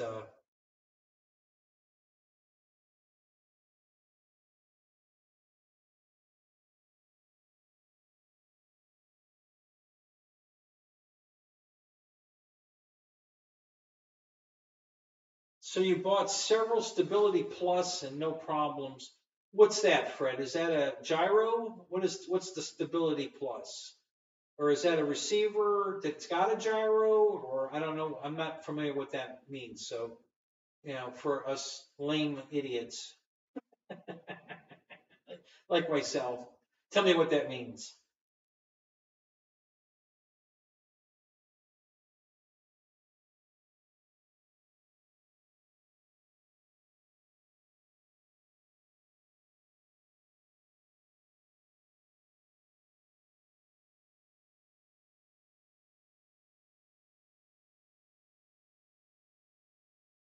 It works super great 90% of the time.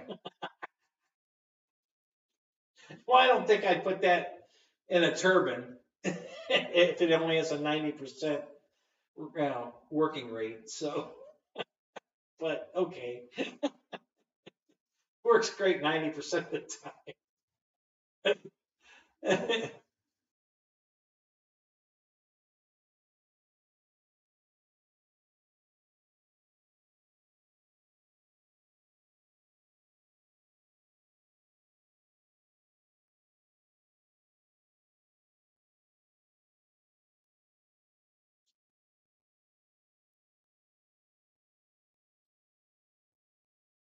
Maybe only 80%. Oh, is that an Admiral brand? And does that have a gyro in it, Fred? If they call it the Stability Plus, I'm assuming it has a gyro in it.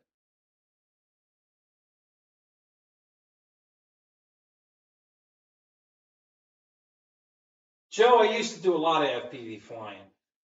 I put it on my quads. I still fly my quads that way because I've got a couple of racing quads, and I have a racing quad course on my property, a permanent course I put up. It's 5 gates that wind through my trees, and I go out there and fly the course with my quad. So I do some FPV there. I've put them on a few airplanes. I put it on my homemade Air Marshal likes to call it my Blair Witch project, but my V-tail, I had it on that first. I think that was the first thing I flew FPV was that. So yeah, I've done quite a bit of FPV, but we used to race every weekend. And not at my place, but we had another course set up at the old field I used to fly at. And we would race every weekend, FPV. We had about 6 guys with drones. And we'd all sit around a table. And it was a little harder to launch because everybody's transmitter from the quad sitting on the ground around the table would wash out all of our video. But as soon as we flew away, everybody got their video back and it was fine. And then a couple of us had with the Taranis radios that talk had the amber package in it, which she says all kinds of funny shit. And then, of course, you can't see anything but your picture when you got the goggles on, so you don't know what the guy next to you is doing. But we could hear what the radio was doing. It was hilarious to listen to Amber say, like, "You're fucked," because he just crashed or he was inverted or I don't know, whatever. It depends on how you set it up. But it was hilarious to listen to what the radios were talking to us because almost all of us were flying free sky radios. And everybody had their amber package saying something different. So mine would giggle if I did a roll, she would giggle. So we're flying along, and all of a sudden my radio goes, and all the guys are laughing. I'm like, whose radio was that? So it was just it added another element of the fun to have the radios talking and saying all the fun shit. So, but yeah, that was cool. But yeah, so I've done a lot of FPV and I enjoy it, but I don't do a lot of it on my planes, and I really want to.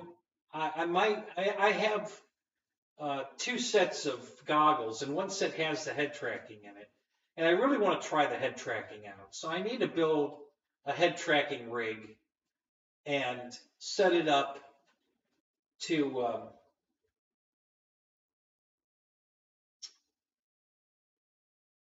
um, so that I can use the head tracking and then mount it in an airplane, like say maybe a T-28 or something, and have it looking out the cockpit so that I can turn my head, look out the side, and pan up and down and actually fly it like I'm sitting in it, like I'm really sitting in it, like I could turn my head and look around sitting in it. So I haven't done that yet, but I really want to do that. I just haven't gotten around to it. I wish I had more time on my hands so I could really just play with my RC stuff. But right now in my life, I've just got way too much going on. But yeah, I like flying FPV. I think it's fun. Um, I took one of my racing quads out to the field I fly at one day, and then we got these picnic tables over on the far side where I park over here, and most everybody parks over there, and there's picnic tables over there for eating lunch on and stuff. And one day I flew my racing quad over there, and I just flew right underneath the trees and right up, and I landed right on a table with everybody sitting around it, and I just came right in and landed on the table, and they were all laughing, and they're making, one guy's flipping me off because he knows I'm looking through the camera, and they were all laughing, but that was fun, and I took off and flew out of there and brought it back, and but yeah, I enjoy it. I like flying FPV. I don't do it as much as I'd like to, and we used to have so much fun when we were racing them, and then everybody quit. Everybody just stopped coming out, and I flew a whole summer by myself. Nobody was at the field all summer. Nobody. Everybody quit at the same time for some reason. I don't know why. And then I went to the new field. And from what I hear, there's nobody flying out at that old field anymore anyway. Apparently it's all dried up. Nobody goes there anymore.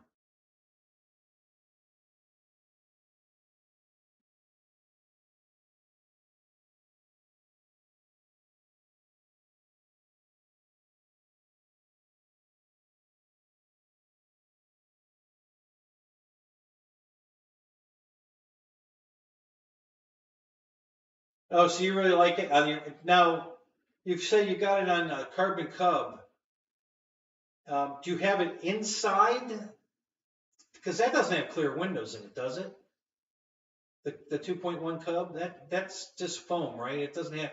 So you have it mounted on top, on front of in front of the canopy, or in front of the windshield, on top of the windshield. Where do you have it mounted? I'm just curious what your view, looks like.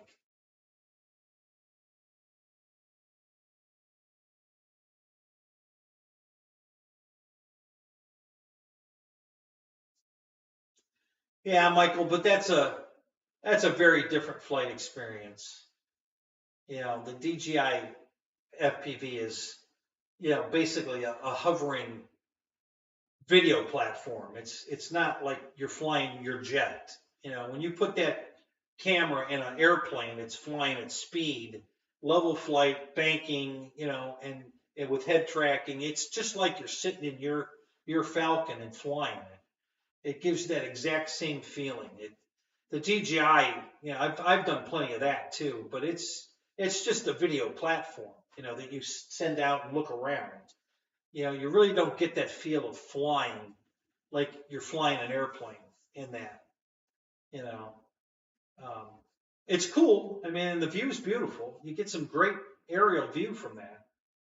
But I like that feeling like I'm actually sitting in the plane flying. That's very cool.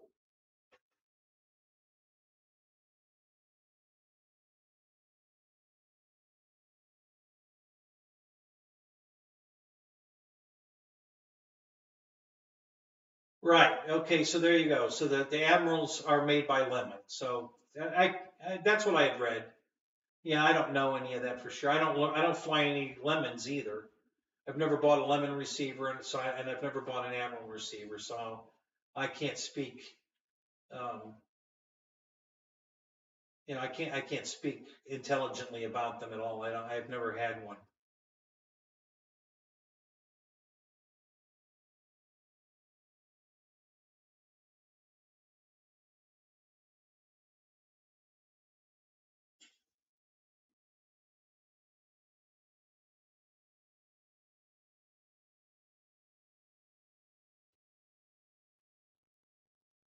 Did she bring her empty Eggo boxes?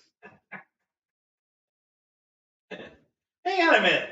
Six, didn't you say you had empty Eggo boxes you collected? Didn't I read that?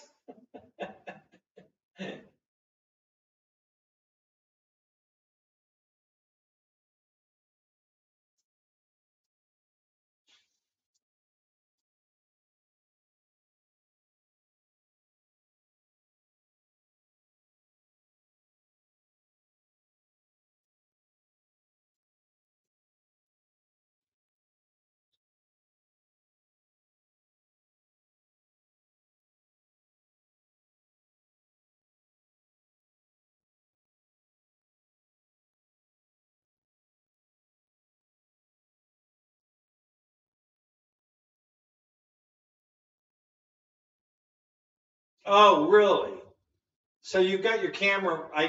So I guess what you're saying is you put the camera on top of the plane and then put a canopy over it so that you're looking out through a canopy. So it's giving you that visual effect like you're inside a canopy. Is that what I'm reading there? Which is cool. That does the job. It doesn't look quite so cool sitting on the ground, but as far as your FPV experience, it's very cool.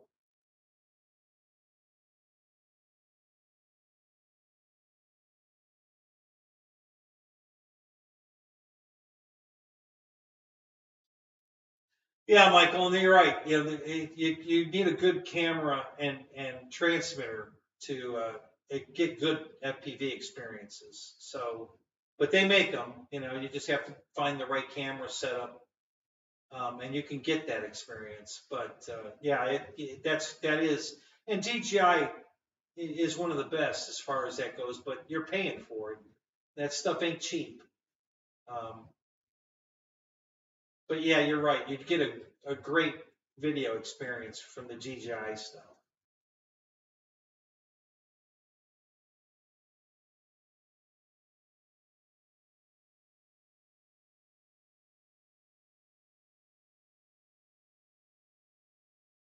Yeah. Oh, the Fly Sky receivers. Well, Bill, I think they're only Fly Sky compatible. So unless you have a Fly Sky radio, I don't think you can use them. Now, I would swear to that. I mean, do they have a Fly Sky that says it's Spectrum compatible? That could be true. I don't know. Um, I know Che from Hamilton's Hangar flew Fly Sky, and he never had any issues with it. Um, so I'm not sure.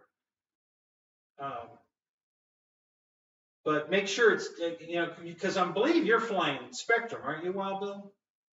I don't know that Fly Sky makes Spectrum protocol receivers, but they might. I don't know.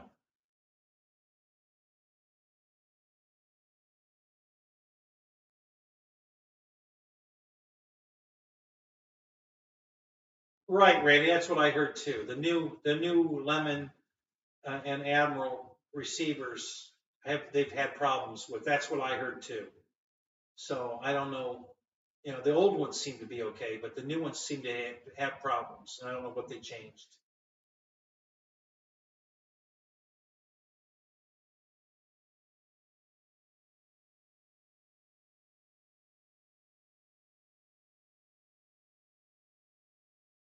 Paul Ballard, what's up?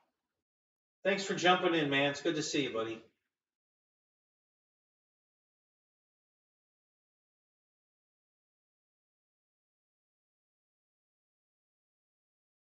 Oh, so you got some more receivers that fly 90% of the time. Now, let me know, guys, because I don't know, and I'd like to know the Fly Sky receivers you're buying at Value Hobbies.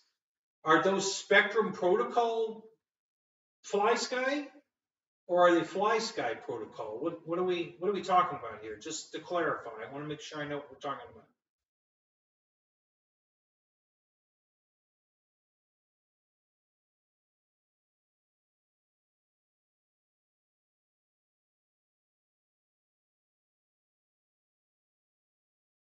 Ken Bird, I believe the Admiral receivers are just Spectrum.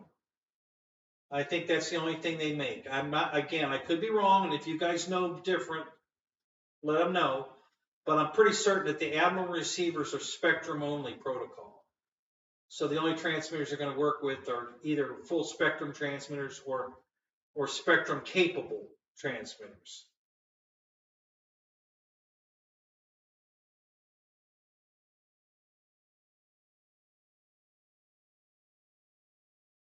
So Paul, what'd you think about landing the plane, the Yak 11?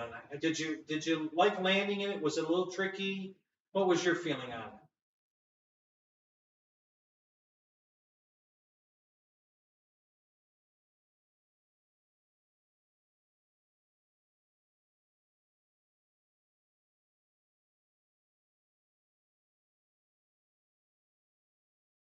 Oh, so it is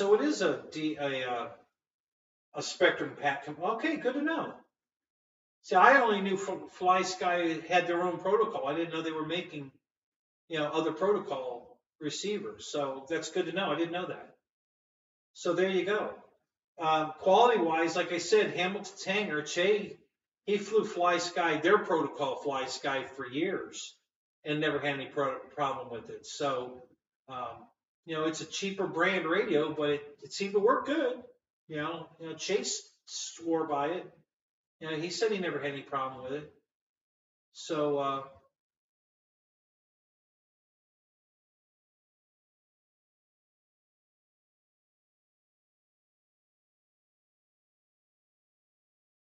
yeah, 10% is a deal breaker. Yeah, it would be for me too, Bill.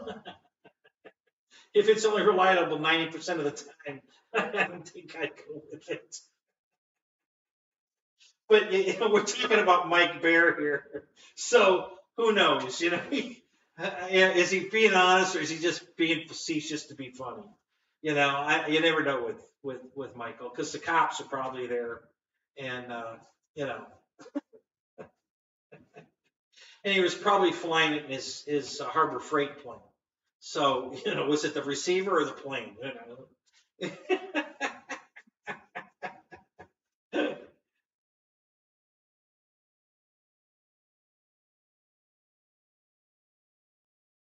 Yep, Roy, I saw the same thing. I watched John fly it too, and I thought the same thing. And on the calm day I flew it, it did fly that greasy. But on a windy day, not so much.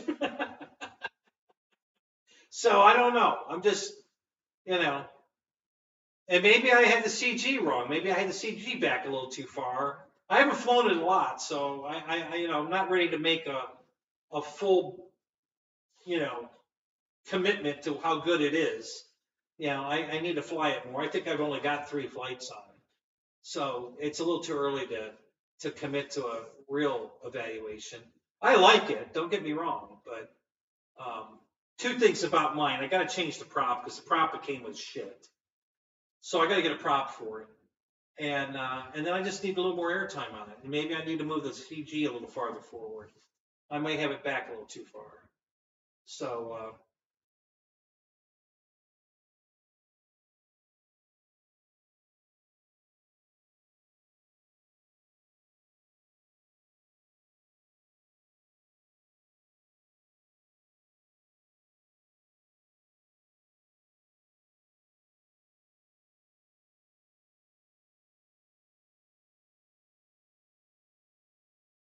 So what receiver are you buying, Bill? That's a $50 Sport 6-channel.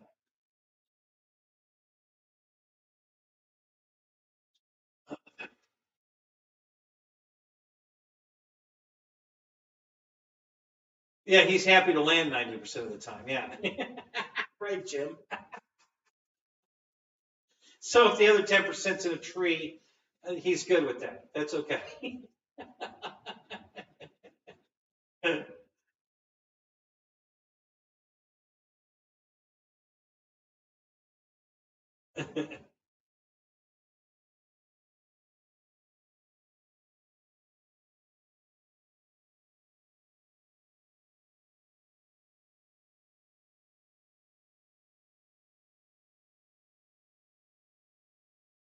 So Juno, what are you talking about? Draco, the model Draco that's been discontinued, or the real Draco?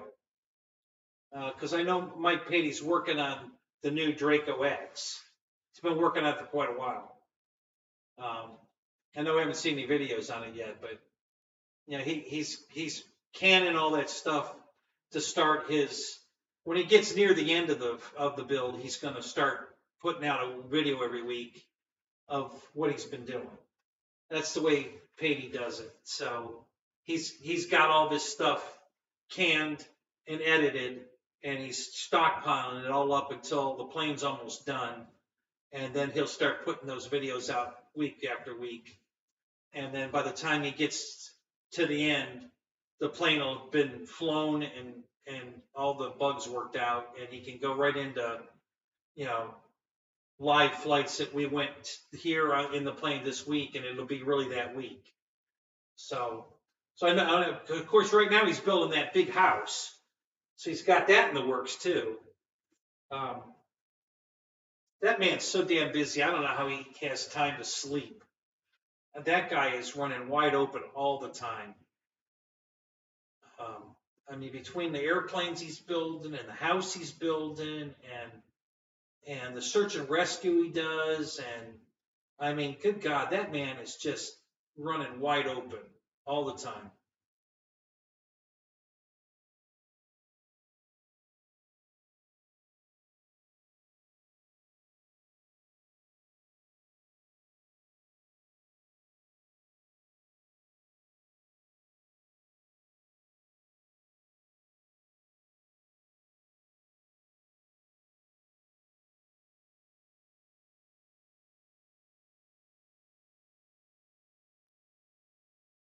Oh, okay. So, Michael, you're being serious. It really isn't a very good receiver. Okay, that's good to know. Sometimes it's hard to tell with you. So, so now let's clarify, Mike. Which receiver are we talking about? Which receiver is not a good receiver that you've tested? 10% failure. What's the actual receiver? Tell us exactly what we're talking about. So there's no miscommunication, no misunderstanding. Which receiver are we talking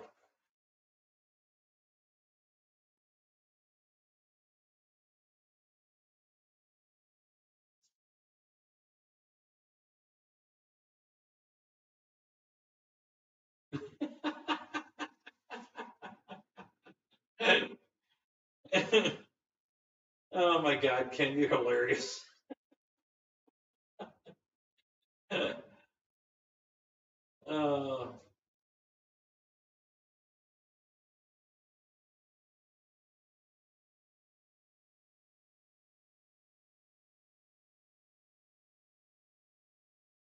yeah, as far as the Draco model is concerned, yes, it's been discontinued. It's gone. Um, Despite what you've heard, and I don't know anything for sure, guys, I'm just telling you that Draco sold 18,000 pre-sales, and probably 13,000 of those orders were canceled. Because I heard from a guy that's a friend of mine that works at Horizon that the total number of sales on Draco was right around 5,000 of actual sales. They pre-sold 18,000 of them. But once it got out of how bad the landing gear was, which it's not bad, but that's what the complaint was, you know, that's got weak landing gear and it doesn't do this and all the problems, everybody canceled their Draco pre-order. I had 3 on pre-order. I canceled mine. So there were 3 right there with me that went away on pre-order. And my purchase was a second-hand purchase. So it didn't count toward the total number of sales because once you've sold it, you can't add another sale if you buy it from somebody that already bought it. You know, it's one sale. So so my sale didn't count to me. It counted to the guy that actually bought it. And so they only sold a few over 5,000 airplanes of the Draco. So is there going to be a scrappy? I seriously doubt it. I seriously, seriously doubt they're going to go to that much trouble again on scrapping. So don't be looking for a scrappy coming anytime soon. Yeah, I personally I love my Draco, and so does Roy. But a lot of people didn't like it, and it got a lot of bad press. Um, right, Randy, and that's why at the end there they were selling them for $4.99. You know, trying to get rid of them. You know, they couldn't give them away. All the hobby shops still have one. If you want a Draco, the hobby shops have them on the shelf. Almost every hobby, if you go to Hobby Town and look up a Draco, you know, I guarantee you'll find one close to you. You know, because all the hobby shops have them. You know, they filled all the hobby shop orders, and they're all still sitting on the shelves. And then they sold out the rest of them, and it's gone, done. No more Draco. So, um, so it shouldn't be hard to find them. You know, just check the local hobby shop. They should still be honoring the $49.99 price. If they're not, make them an offer. You know, walk in there and say, "I'll give you $4.99 for it." You know, or less. Hey, you know, they can only say no, right? But yeah, if you want to get a Draco, that's the way I would try to get one. You know, go see if you can find um, you know, a hobby shop that's got one on the shelf. I think a UMX Draco would be a huge success. I wouldn't buy one because they'd want too much for it. I know they'd want 160, 170 bucks for it. I wouldn't pay that for it, but that's not to say others wouldn't. I think the UMX Draco would be a huge success. I think they would sell a shitload of those.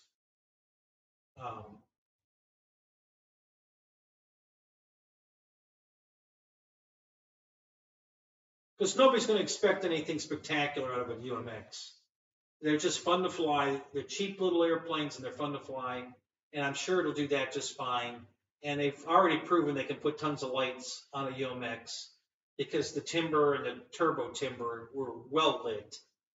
So they can put those same lights on the Draco and it'd be a huge hit.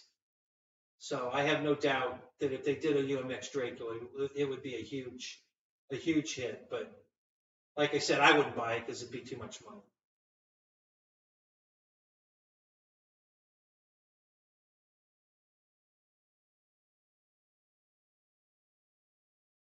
Yeah, well, is it Nexa that makes a Wilga? They have a pretty big balsa size Wilga. You know, an original, not a Draco lookalike. You know, it's available, Bill. If you want to get one, go to Motion RC. I believe the Nexa line they have one on their website.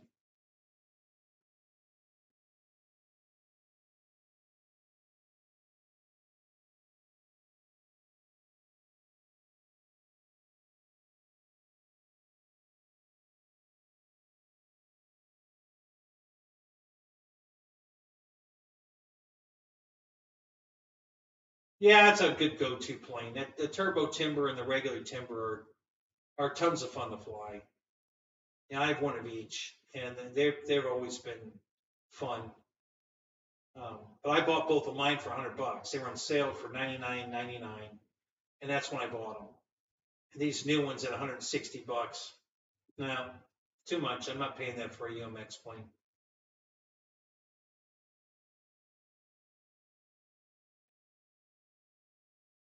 The King Quest looks amazing. Is that the Wilga? Is that what they call it? The King Quest?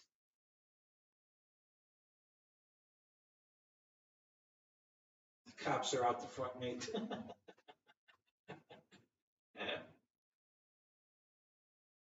Your regular timbers wore out?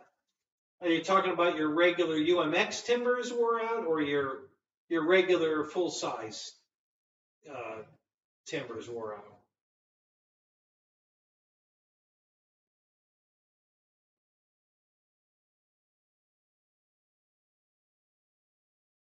Alan Gentry, what's up, buddy? Good to see you. Man, you haven't been around in a while. Good to see you, man.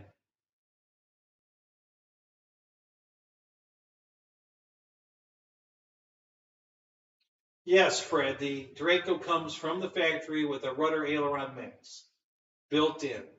You'd have to reprogram the receiver to remove it because even if you switch the stabilization off, I believe the mix is still there. So yes, it did come with that. I have not found it to be an issue where I would program it out.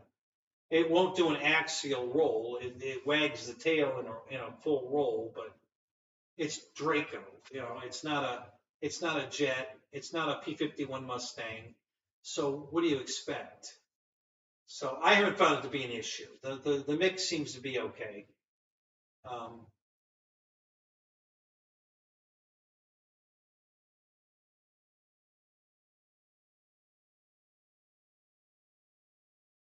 well, Paul, I got they mentioned it in the Zoom about going to Perry. You'll probably find one there, and you probably would. So that would be the best place to look for that Black Horse Aero Commander. Perry would be the place it would pop up. Right, I saw that. $30 off.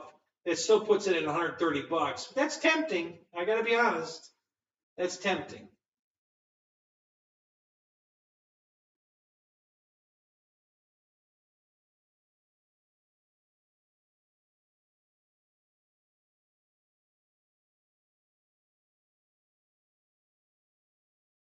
Yeah, I haven't flown Draco on real flight, so I don't know what that. Listen, guys, real flight's not that real. Some of the planes behave pretty good, similar to what the real one does, and a lot of them don't fly anything like the real one. So, yeah, it's hit or miss whether they fly like the real thing or not. Um, Listen, I don't buy it. I don't fly real flight to learn how to fly an airplane or to learn what the characteristics of the plane I want to buy. I just fly it for fun.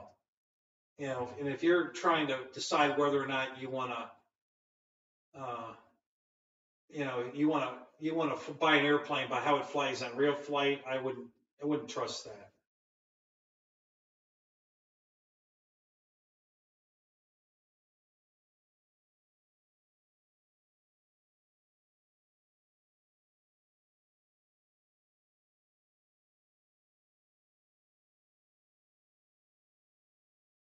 Yeah, I don't think mine needed an elevator mix, Paul. I don't remember that. Like I said, I haven't flown it that much. But I was landing it with flaps. I didn't try landing it without flaps. Maybe that was the secret. I don't know. Again, I haven't got that many flights on it to really fully evaluate it. I don't hate it at all. I just said it was a little tricky. But again, I'm not ready to make an evaluation on it because I haven't flown it enough. Um,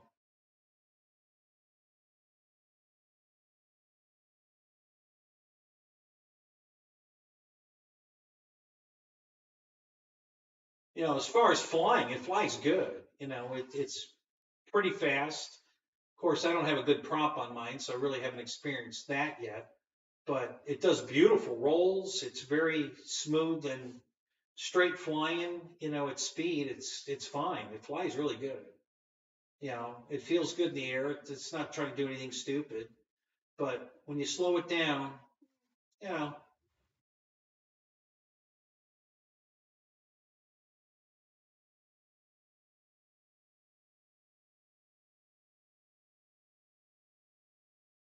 Dave's RC is doing okay, guys. Um, he beat he from what he tells me he beat the the cancer. I guess we can let it out of the bag because he's pretty much told everybody. Um, I don't have all the details. I haven't really talked to him on the phone yet. A couple of chat messages. Um,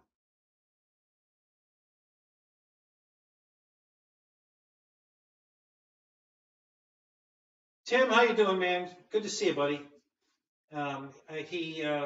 He had cancer. I'm not sure what cancer he had. I believe it was colon or prostate, something. I think. And the reason he was so hush-hush about it is he didn't want his mom to find out, because it would kill her.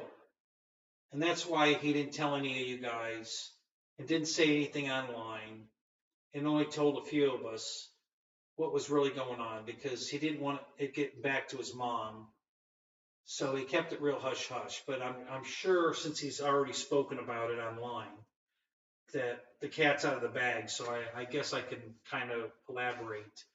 But yeah, he's okay. He says he beat it. He did go through one more chemo after he told me he beat it. I don't know if that was just an extra one for precautionary or whatever, but he said they beat the cancer. That was what he said. Now he did call me, but I was driving the bus, so I couldn't answer the phone. And he hasn't tried again. But I'm sure we'll catch up here pretty quick. And I'll find out exactly what all I can share with you. But I don't think I'm letting anything out of the bag now, because I know he's already mentioned what he was going through. And I don't know if you guys knew why he was being so secretive, but that was the big thing. He didn't want his mom to find out. And he was afraid if he went full blown, told all you guys, that it would get out and to get back to her, and then she would have a complete stroke, that her boy is going to die from cancer. But I guess they caught it in time, and I guess he lost all of his hair, so a bald Dave's RC might be kind of interesting to look at. Of course, he wore a hat all the time anyway, so it might not look that different. But we have to get him in one of those fro wigs, with the colors, the green, yellow, orange, or pink, fro wigs. We'll throw one of those on him and get him on camera. We'll see how that looks.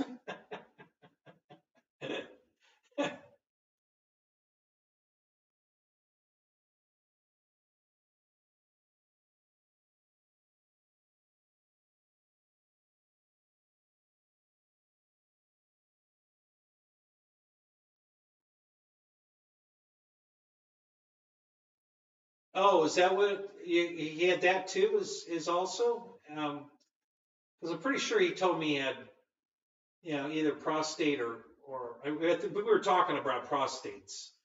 And I think that's what he was talking about. I don't know.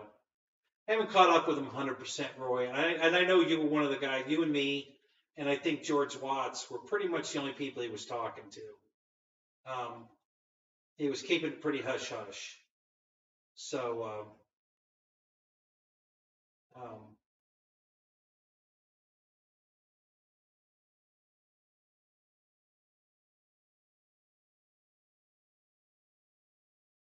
yeah, I'm keeping my eye out for you, Paul. I'm looking. If I find one, I'll let you know.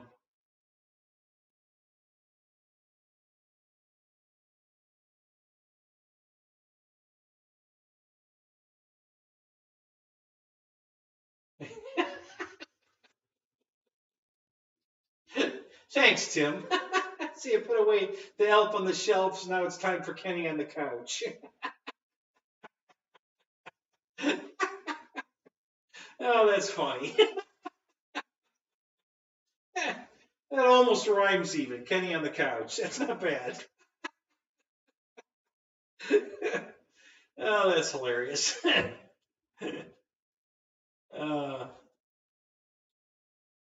You guys are too funny. So what time is it? It's looks like 11, 12, 11:30, 11:30. Okay. All right, we're doing all right. We still got 24 of you nutcases in here, so we're good. Uh-oh, who's bailing? All right, well, Bill, hey, I'm sure you have my number, Bill. If you've got questions about this stuff you're working on, call me. I'll definitely take your call. So anything I can do to help, buddy, let me know.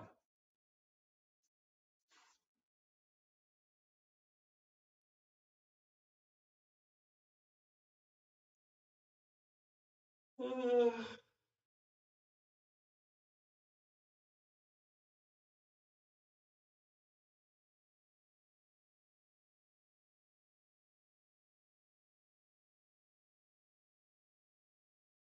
yeah. All right. So Paul, so you're all right. So good. You experienced the same thing I did. All right. So when you got to get it slow, it wants to. That's what I was talking about.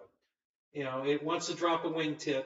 It'll stall and in ground effects. So yeah, if you get it too slow, and that's what I'm thinking. Maybe this is one of those planes that doesn't like flaps. But I think a gyro will correct that problem. It worked on I had the same problem with my AT6 Texan, the free wing Texan that they discontinued. Had the same exact problem with that plane, and I love the way that plane flies. But it was tricky to land it, and I finally thought, well, maybe if I just put a gyro in it for stabilization, it might help it, and it did. So I'm thinking the same thing with the Yak, because I really like the plane and I want it to fly better. It flies good, but I want it to fly better. So I'm really thinking of putting a gyro in mine to take out that stall that you just said when you slow it down. So good, Paul. I'm glad you felt the same thing I felt. It's not a bad flying airplane, and it honestly up in the air. Straight level flight. I mean, it just stays on course nicely. It does beautiful axle rolls. I mean, some of the best axle rolls of a lot of the planes I have. It does that wonderful. Um, so yeah, it's got a lot of good characteristics, and it's a good looking airplane. I mean, I like it. But when I tried to land it and I got into the ground effect and it stalled, and got a little wonky on me, I was like, okay, because this is the overall view of the airplane, and that's okay. I'm not going to give it a big passing grade yet because I didn't like that. And so I want to fly it some more and see if I figure out how to correct that. And if it takes a gyro to correct it when I finally do my final analysis, it might just be that I tell you, hey, you really want the most out of this airplane, put a gyro in it.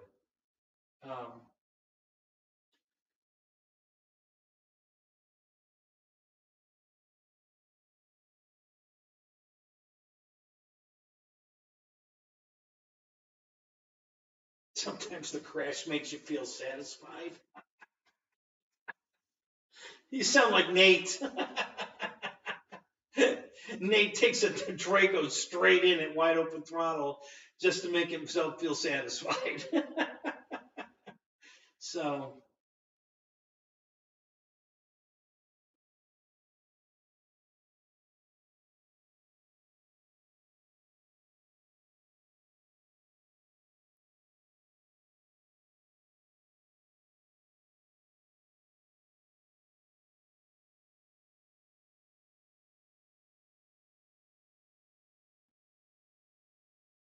so, is all of California getting a lot of rain right now? Because weren't they just complaining about a drought and all the levees are really low and drying up and all that stuff? Isn't that all in California right now? So is all of California getting rain now and they're recovering? All I know is what I hear from like Blanco Lirio on YouTube because he lives out there and he talks about that that uh, that Stillwell well or whatever retention lake thing and where it's at level wise. I guess it's way low and because they haven't had a lot of rain and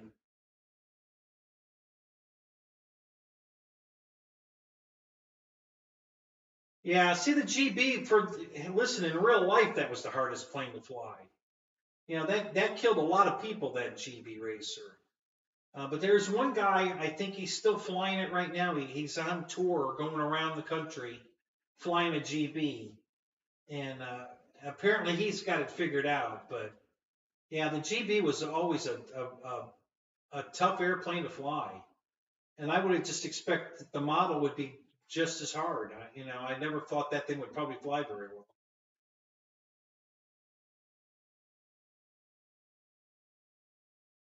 Yeah, it doesn't matter whether it's rain, drought, or snow. They're never satisfied. Well, that could be true.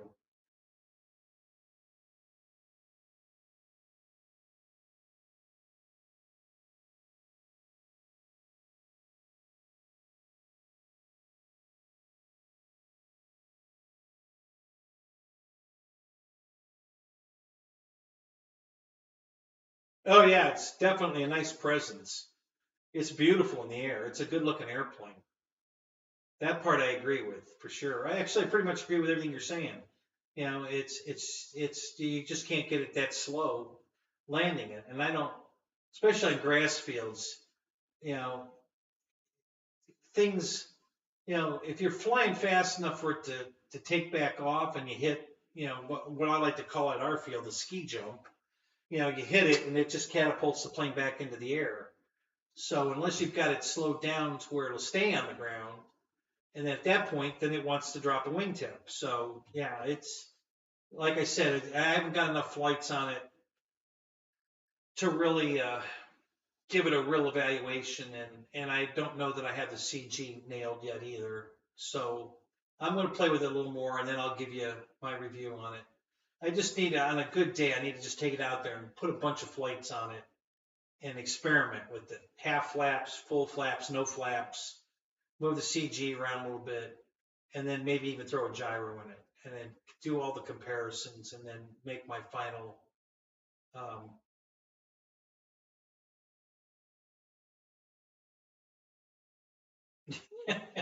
I bought a Draco just so I could smash it into Birmingham's logo. I think that's where Nate wanted to hit the ground too, but he missed. He missed the runway. That shows you just how good a pilot he is. He could fly the thing anywhere, but tell him to crash it somewhere, no, he couldn't do it. It's just his ability to fly just refused to let him crash down the runway.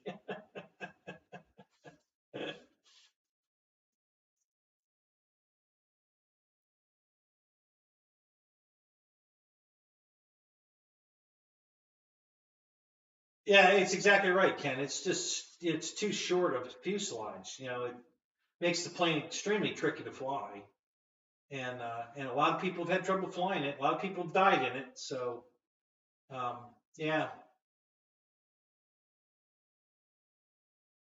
you know, that's a plane that I'd buy and hang on the wall. I wouldn't fly it. Now the stretch GB, the long one, um, that Bobby K was flying at the Pilot Ryan event. Yeah, I have that plane. I haven't fixed it yet, but I think that one flies pretty good. I mean, Bobby was flying the shit out of it. I haven't flown it yet, but it looks like it flies great. And Dyna makes that one.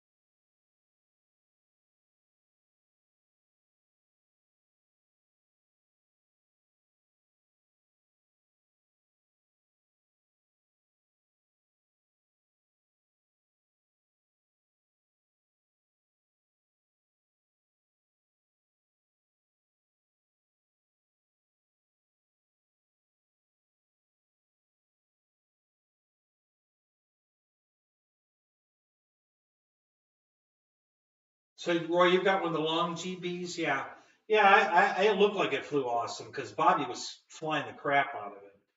So yeah, I'm looking forward to fixing it and flying it because I think it probably is a pretty good airplane. You know, as much fun as Bobby was having with it, I would have to say it's got to be a pretty good airplane.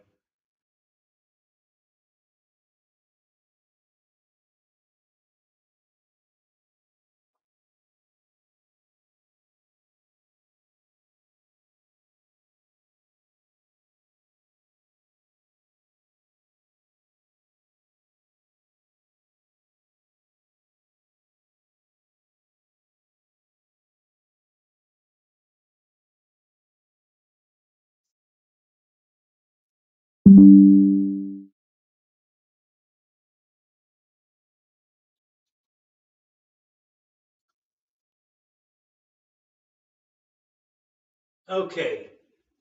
I just found out what you guys are hearing.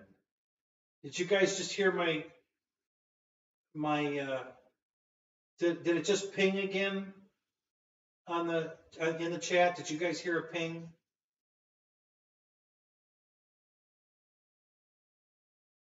Yeah, I was buffering. I saw it. Yeah.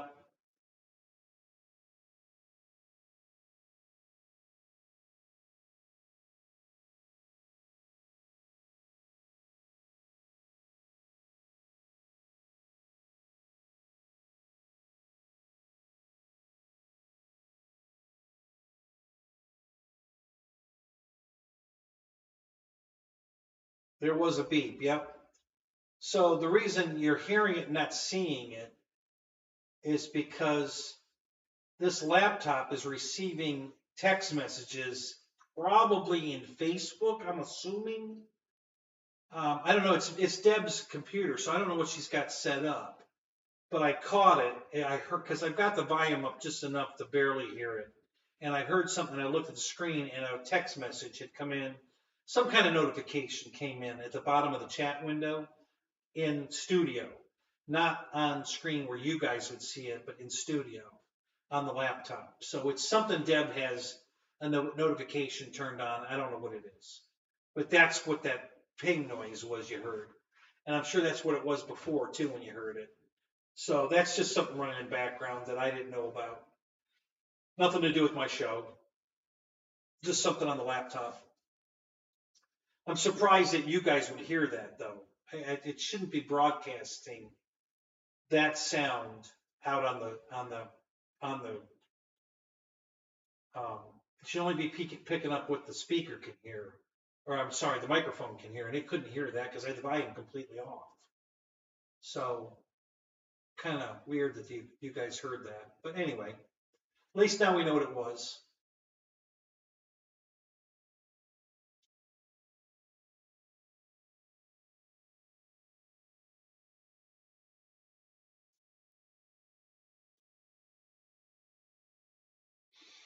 Again, there it is again. CBS Studio? I think that's what that said. Yeah. So there are notifications coming in. I don't know what they are. I'm not going to look right now. I'll look later. But at least we know what the ping is now. So.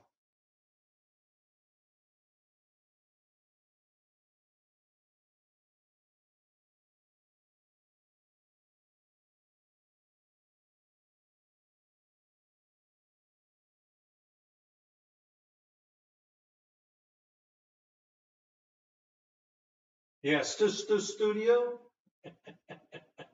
Yeah, Fred. More song lyrics. Yeah, we can't hide anything from you guys.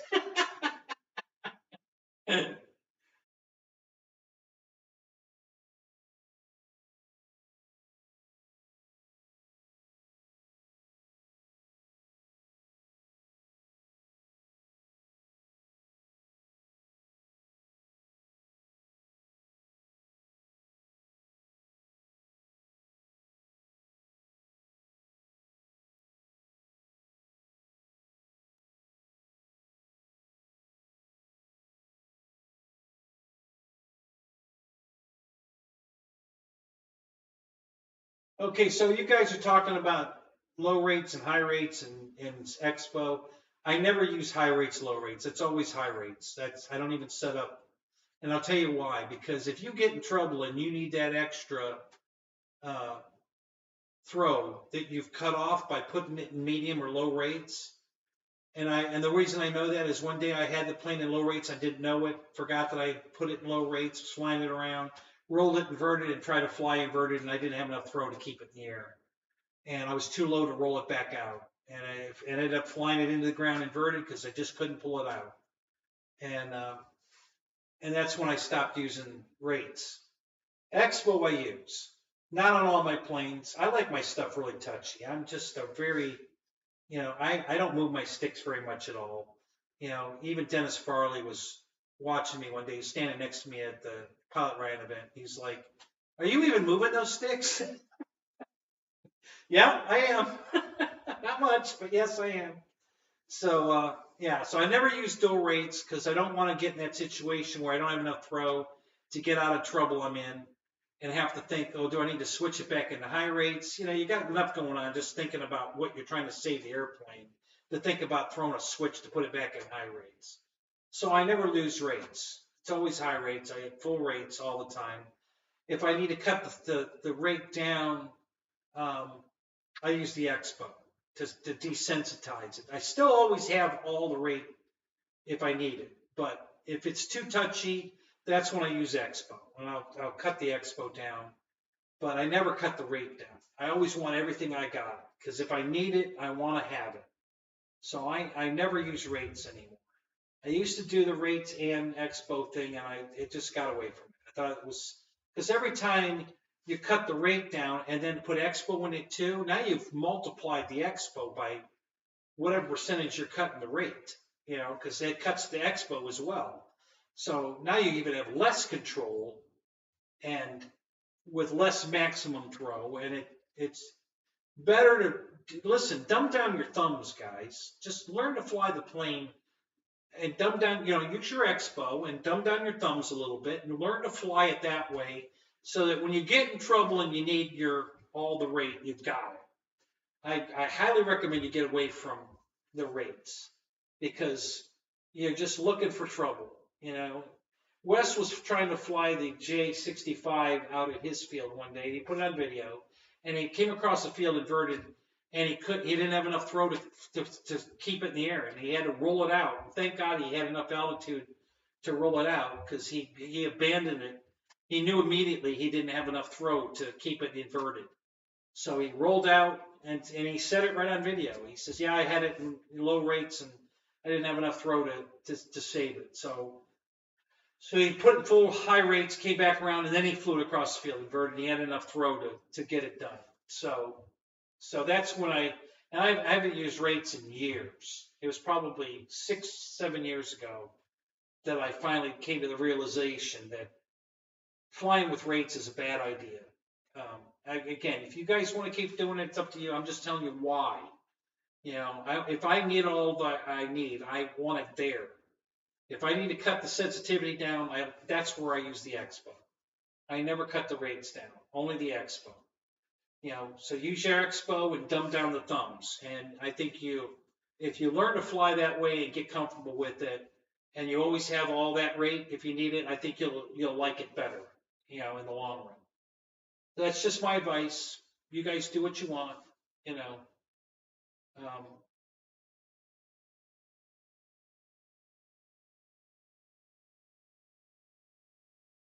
Yeah, the 3D flying, Paul, it's not even so much that I barely ever 3D fly, and I don't need all that throw 90% of the time. Like Dennis was making fun of me. He says, "Are you even moving those sticks?" Because like I said, I like my stuff really sensitive. So I'm flying and I'm just barely moving the sticks, to fly the plane. And then if I want to do aerobatics, I've got all that throw available when I want it. But most of the time, I'm just really, really dumb on the sticks. They're just barely moving. Um, and and like I said, that's just what when I crashed the plane because I didn't have enough throw to save it, it pissed me off. I didn't even know I had it in low rates. I forgot that I even had put low rates in that particular airplane. And I figured it out on my way out to the crash scene. And then I realized what it was, and I was kind of mad at myself for being stupid. And but yeah, listen, everybody flies different. There's nothing wrong if we're doing it different than me. That doesn't mean I'm right. I'm just telling you why I changed. If that makes sense to you, if then you think that's a good point, fine. If you don't, fine. No, there's no right or wrong here, guys. I'm just telling you what I did because I want to make sure I still have all the throw I need all the time. So that's why I started using more expo than rates, not both. And so that if I've got a plane that's way too touchy to fly, then I'll put a little expo in it to calm it down. But I still have all the throw I need if I need it. And that's just me. And that's the way all my planes are the same way. You know, I'm not using 80% on this plane, 60% on that plane. You know, I've got it all on all my planes. So I always have all the throw I need. And if I need to dumb it down, I'll put it. A lot of my planes don't even have any expo, but some of them do. You know, it depends on the plane. So, and none of my planes have more than 30% expo because, like I said, I like my stuff very touchy. You know, because I'm that kind of flyer. I just, you know, just lean on the sticks. I'm not a banger. I don't bang my sticks around. I don't need to. I'm just real gentle on the middle of the sticks there. And it's just the way I like to fly.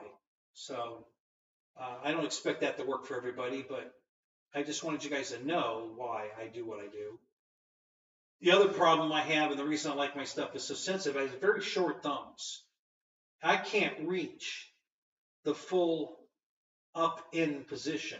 My thumb won't reach that. So if I'm flying and I need all the down elevator and full throttle or left rudder and full not down, but yeah, full down and left, I can't reach it. My thumb won't go that far.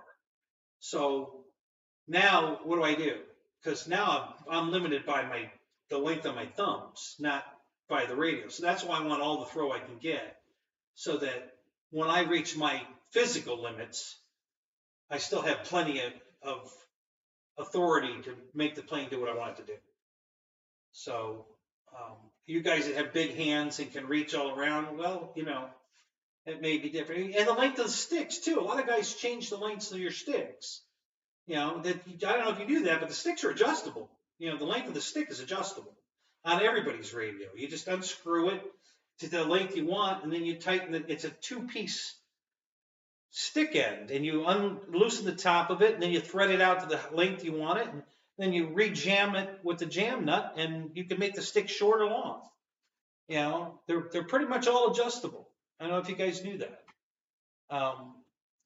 So yeah, it's just a personal preference. So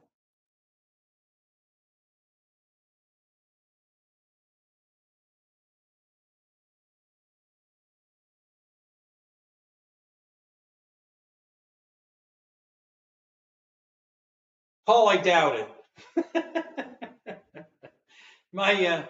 I've got several planes that are drill bits at full aileron, and I like it that way. So cutting down my aileron throw, not likely. The faster it rolls, the better. I like a plane that's a drill bit. If I can make it be a drill bit, I do. Some planes just won't do it, and that's fine. But I like it. You know, I like that. You know, drill bit, and that's So you'll never see me cutting the aileron throw down. You might see me put a little expo in it, but you won't see me cutting the throw down. You know, I like it fast. You know, so.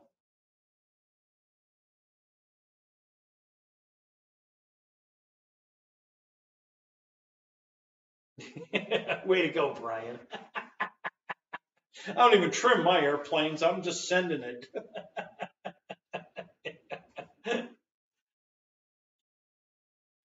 Yes, I have seen Chris's A4 video, yes.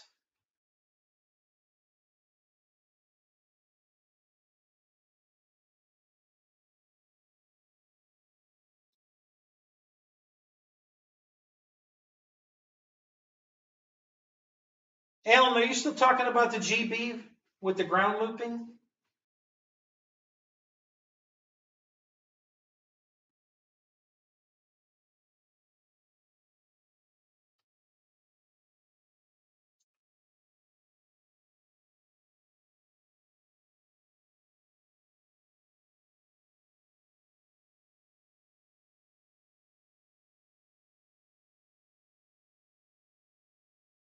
Yeah, see, Randy likes a nice drill bit also.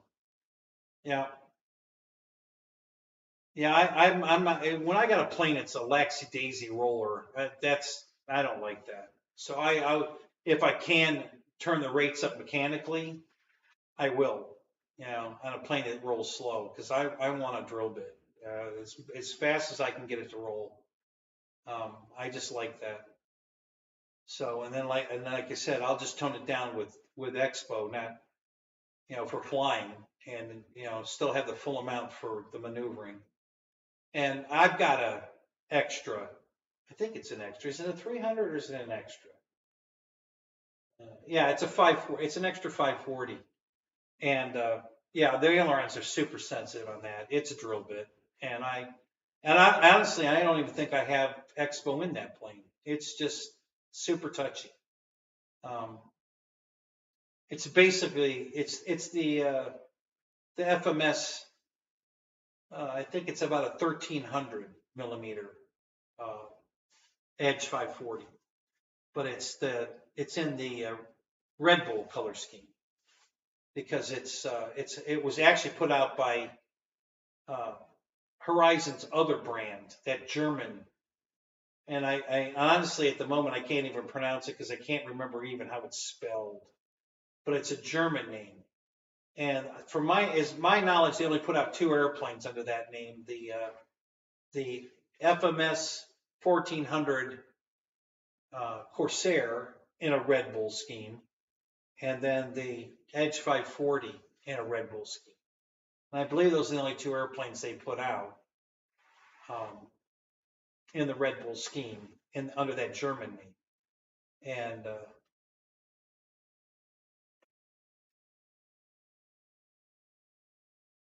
yeah, yeah, I'm sure I would, Fred. They,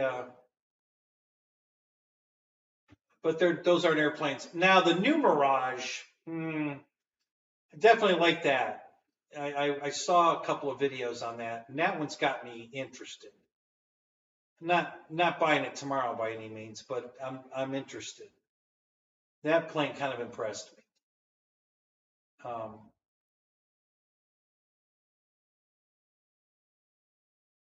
the MiG-21, the A4. I like A4s. I'm just not sure I like that one. I'm still on the fence on that one. The MiG-21 though, several guys at the field have that plane, and it's quick. It's fast. It's a drill bit. It looks fun. I've almost pulled the trigger on that. The old Mirage I wasn't impressed with, but the new one I am. I really like the new one. So there might be that in my future. We'll see.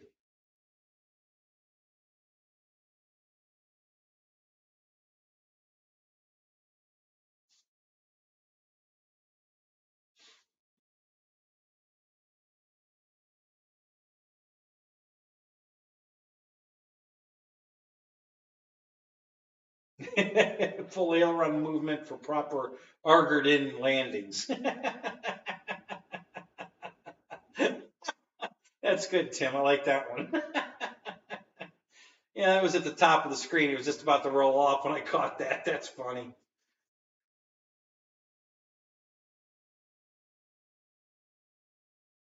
The Mirage is faster than the MiG? Really? Wow. I'm surprised. That MiG's pretty fast. Um, so that makes me even more interested in the Mirage. Yeah, because I like fast airplanes. Just because I don't always fly them fast doesn't mean I don't like fast airplanes. I love fast airplanes. Uh, Smaller, less really. The new Mirage is smaller than the MiG? Really? Wow, that surprises me. Because the new one looks bigger.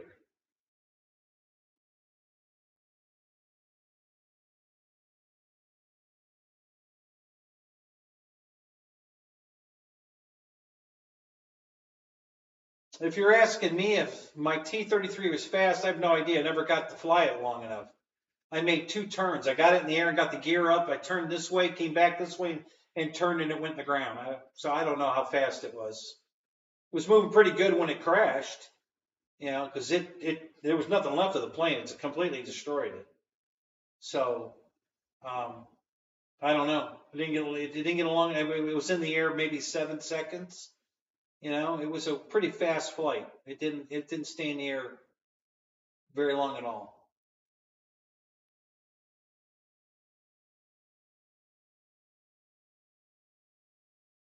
Yeah, the F5's fast. All right, Matt. So which is the fastest? The F5, the A4, the Mirage? Which one? Well, okay. I thought the Typhoon and the Mirage, isn't that the same airplane? I thought there was just, 2 different, it's like a Warthog or a Lightning II, or a Falcon or a Viper. It's the same airplane, just 2 different names. I thought the Mirage and the Typhoon were the same airplane. Now you're telling me it's different? Okay. What's different? Is it, let me answer my own question. Is it the Mirage does not have the canards and the Typhoon does? Is that the difference?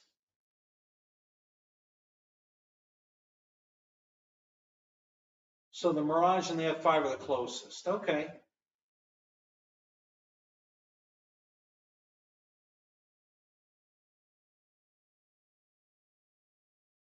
Oh, okay. So Typhoon is twin engines and canards, and the Mirage is just single. Okay. Good to know. I didn't know that. All right. So there's my answer.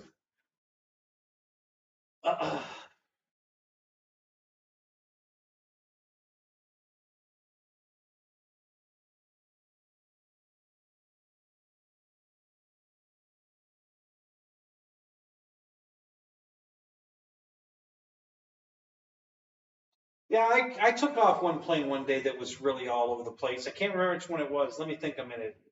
And it caught me off guard. But then after I got it, a handle on it, because it was the most sensitive plane I'd flown, and I loved it. I ended up leaving it. I think the only thing I think I did add some expo to it, but I didn't change the rates. I loved it. It was real twitchy. And I can't remember which plane that was.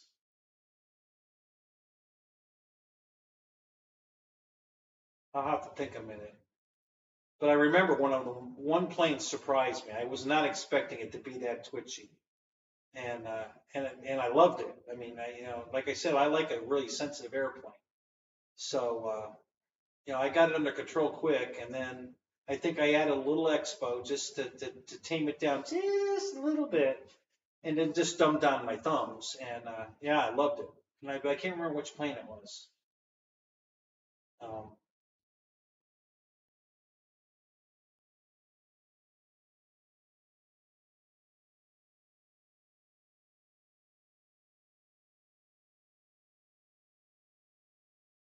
you think so, Matt?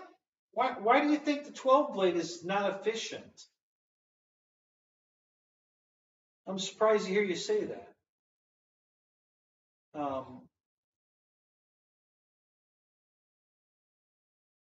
the J65, I'm pretty sure has twin 12 blades in it, and it's damn efficient. I'm getting 9-minute flights out of that plane. It does really well. Um,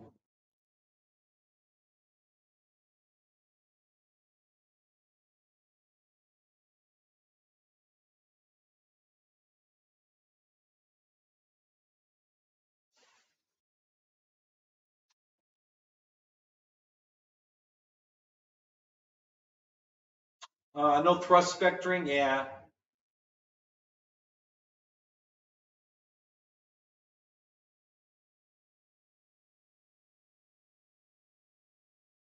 Um,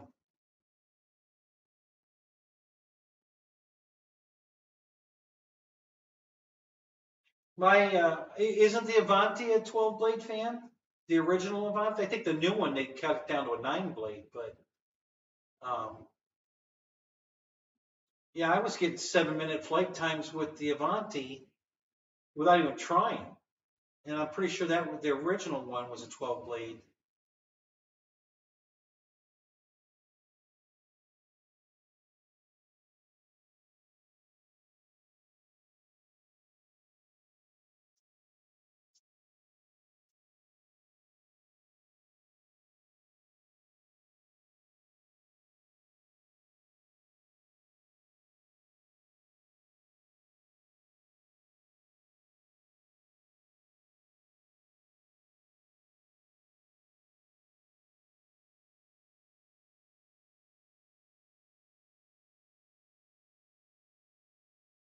Um, which plane are you talking about that Wes is flying for 330?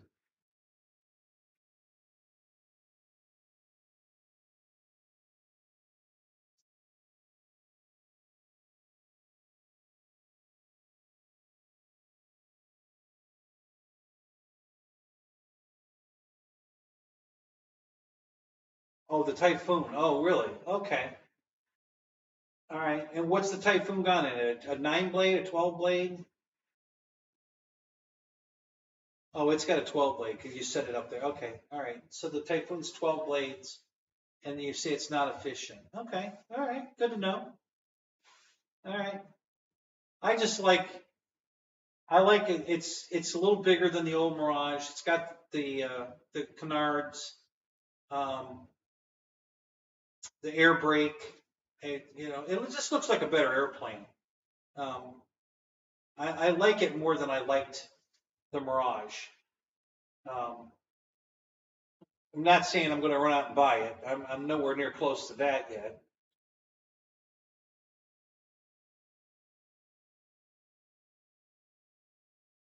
The And a lot of guys are changing fans in their planes anyway. Everybody's talking about these new FMS. Especially Ray talks a lot about the new FMS fans being more efficient. And a lot of guys are they're buying brand new airplanes and then changing the fan unit out.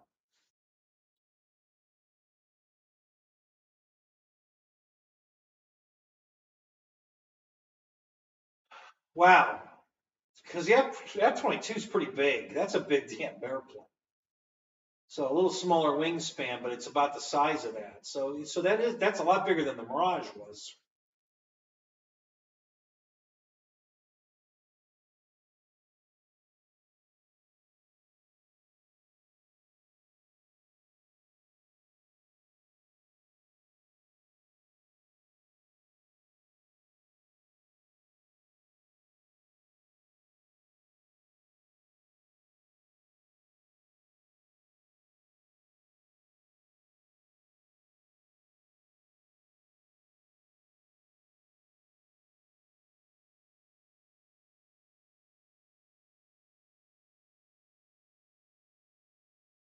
Okay. What are you flying that in, Matt? What planes have you put that in? Um, I'm assuming you put it in more than one. I'm gonna get a drink. Be right back.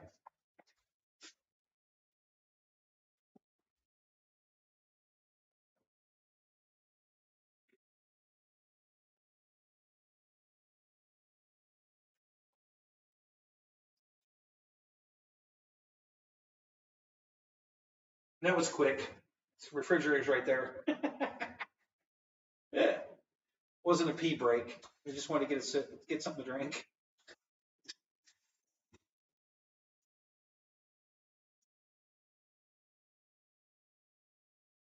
Well, that's true, but and I listen. My experience has been so far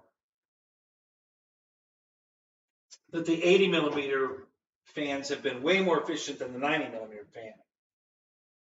But it's not just the fan, guys. It's the motor that's attached to the fan. It's a combination.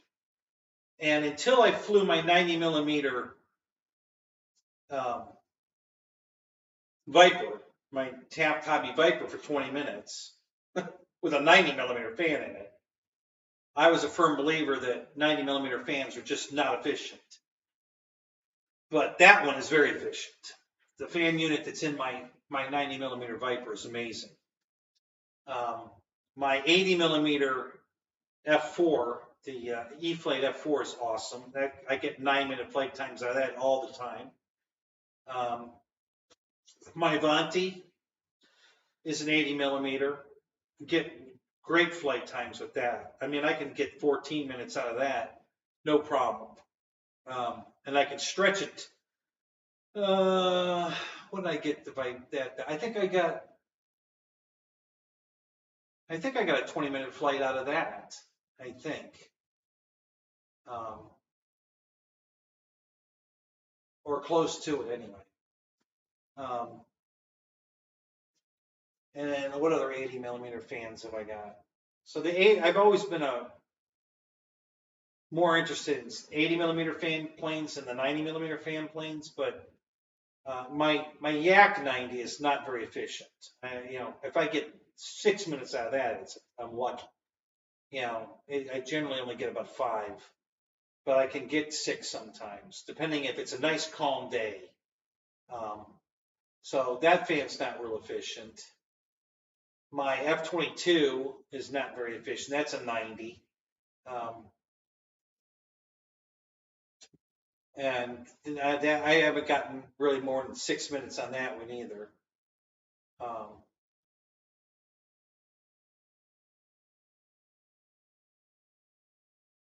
Have you flown it, Paul?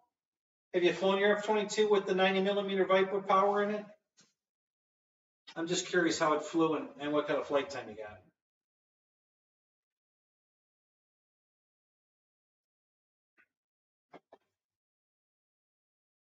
So you're looking at the 8S Typhoon, yeah. I've never been a big fan of putting 2 batteries in an airplane. The only plane, I think the only plane I have that uses 2 batteries is my Yak, the Yak 130. It's an 8S. I think that's the only plane I have that's twin battery. Trying to think.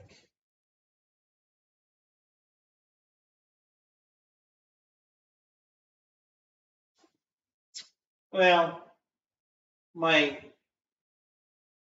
HSD Cessna 182 is twin battery, but just you need a small 2-cell pack to power the radio, separate from the flight pack, which is 6S. So I don't really care about that. I don't consider that a 2 battery. I mean, it is technically, but it's not 2 6-cell packs. It's a 2-cell pack to run the radio and a 6-cell pack to fly the plane. So I don't really count that. Yeah, I think I only have the one airplane that's twin battery. Takes 2 battery packs to get the 8S, and I ain't a big fan of that. I mean, you're burning twice as many batteries per flight.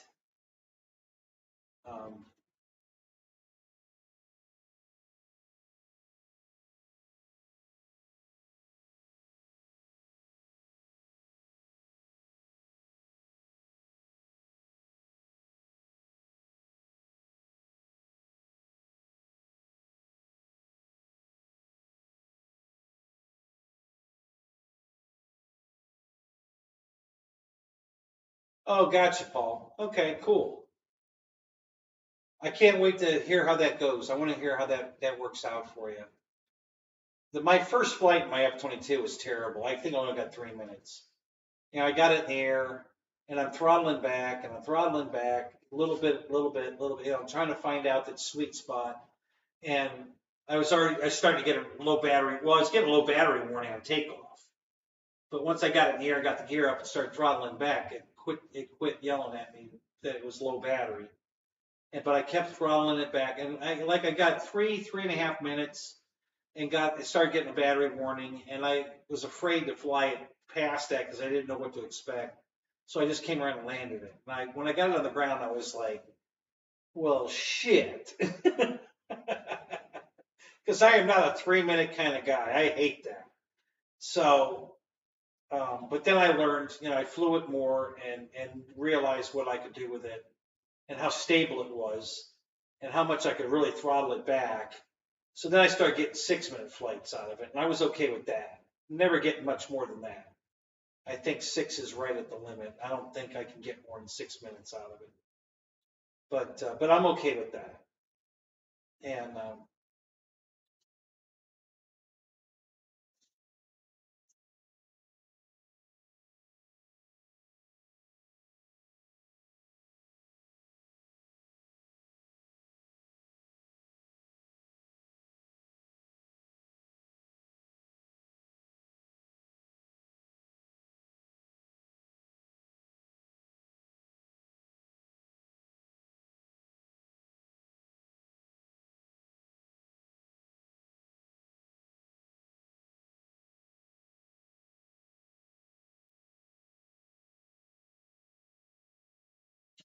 yeah, exactly, Roy. 3 minutes goes by too fast. To bring a plane all the way out to the airfield, and then if you have to put it together, um, and then charge a battery, put it in there, and get it all that, and in 3 minutes and it's over. Man, I don't like that.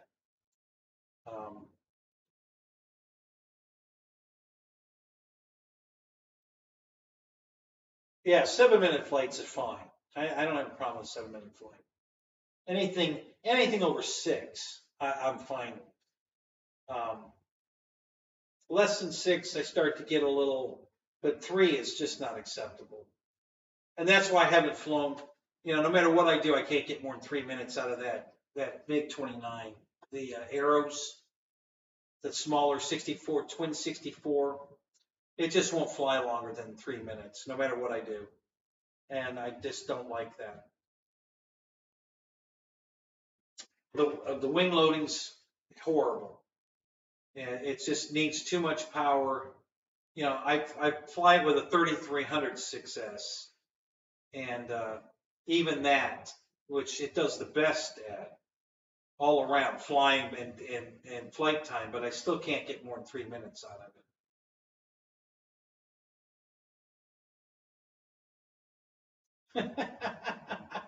You get lost in what to do in 6 minutes.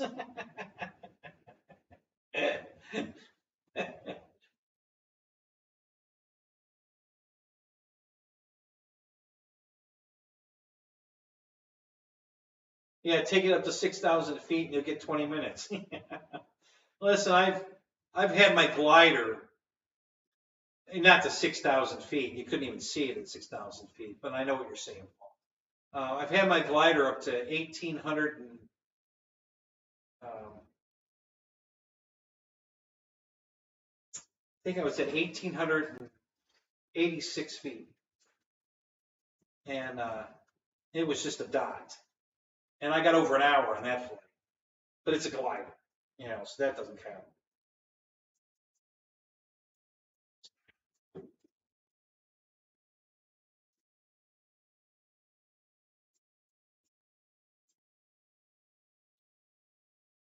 Well, Paul, if you throttle that back a little bit, because I have that same plane. I love that P-39. It's a nice airplane, and I get way over 5 minutes. But I'm not running it wide open the whole time. I back it off a little bit. I get 7, 8 minutes easy. Just slow it down a little bit. It doesn't take much. It really doesn't feel like it's going any slower, but your flight times go up exponentially. So just back the throttle off a little bit, and it really won't seem like it's going any slower, but you'll be surprised how much more flight time you get out of it. That's a really good airplane. I like that airplane. I'm glad I bought it. I really like it. I did, that nose strut is so damn long. I learned my lesson with that one. You got to slow that bitch on the run when it's down on the ground. You got to stop that bitch before you try to turn it, because especially on grass, because if you turn too soon, it'll bend that long ass freaking landing gear. So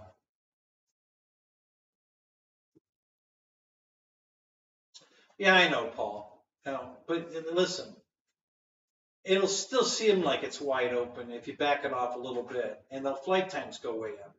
You know, sacrifice a little bit of speed for a lot more flight time. You know, it really works. It's not that much slower, and it increases the flight times a lot.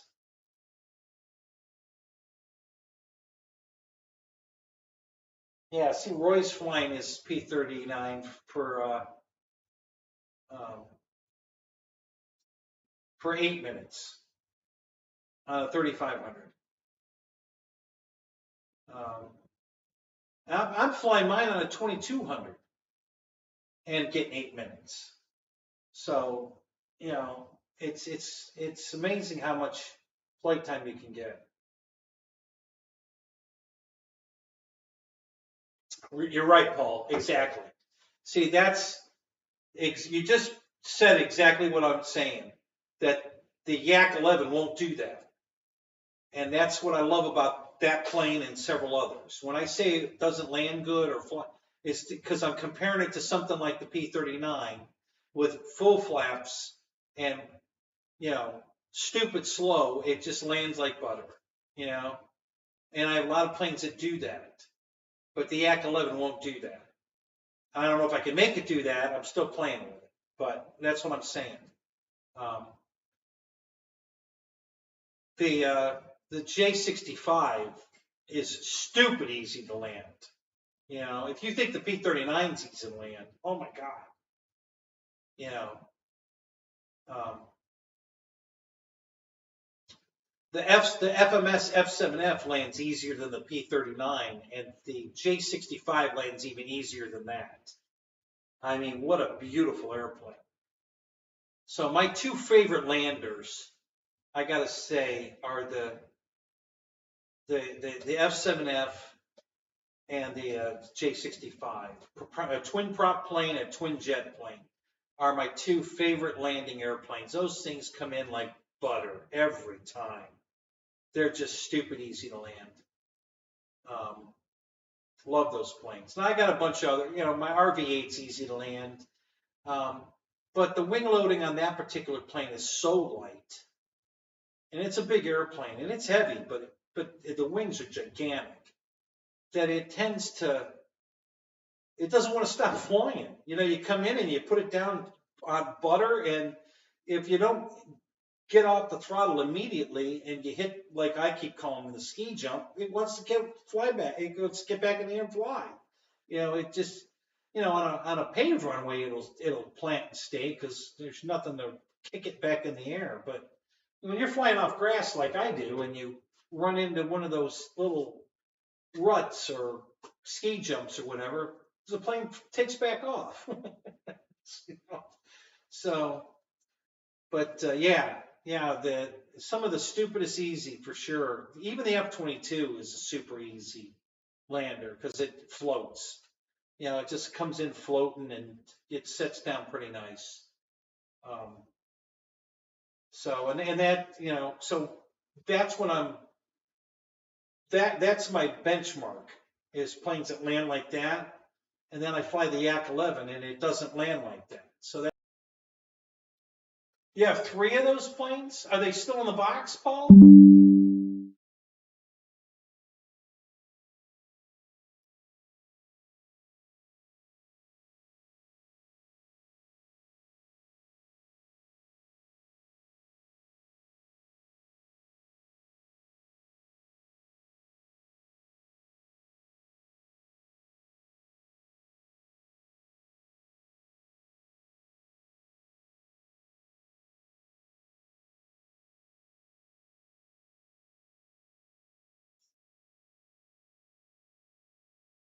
Yeah, I've flown mine both on 3S and 4S. That bugger's fast even on 3S. You know, it's a good airplane. All right, Brian. Hey, buddy. Thank you, man. And thanks for the text message. That meant a lot. Thank you. You're a good man, Charlie Brown. Thank you. You have a good night.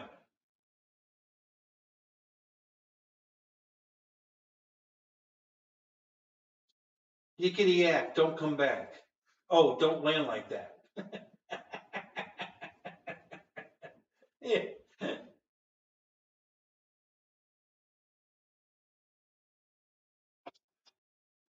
School fees are a couple of F4s. Oh, really?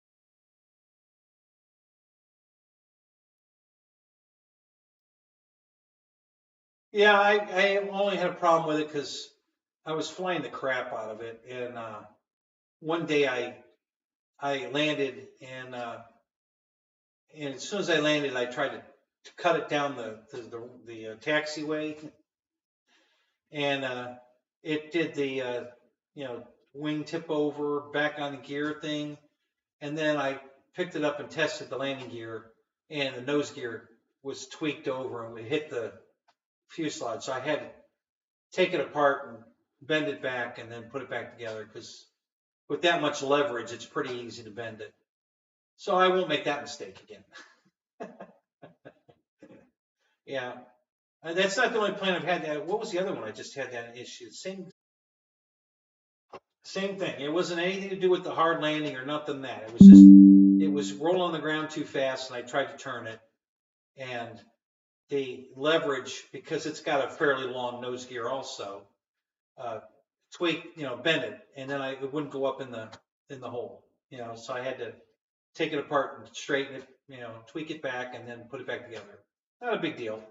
But those are the two airplanes because of it's a long ass nose gear on those planes. And so, note to self, don't do that.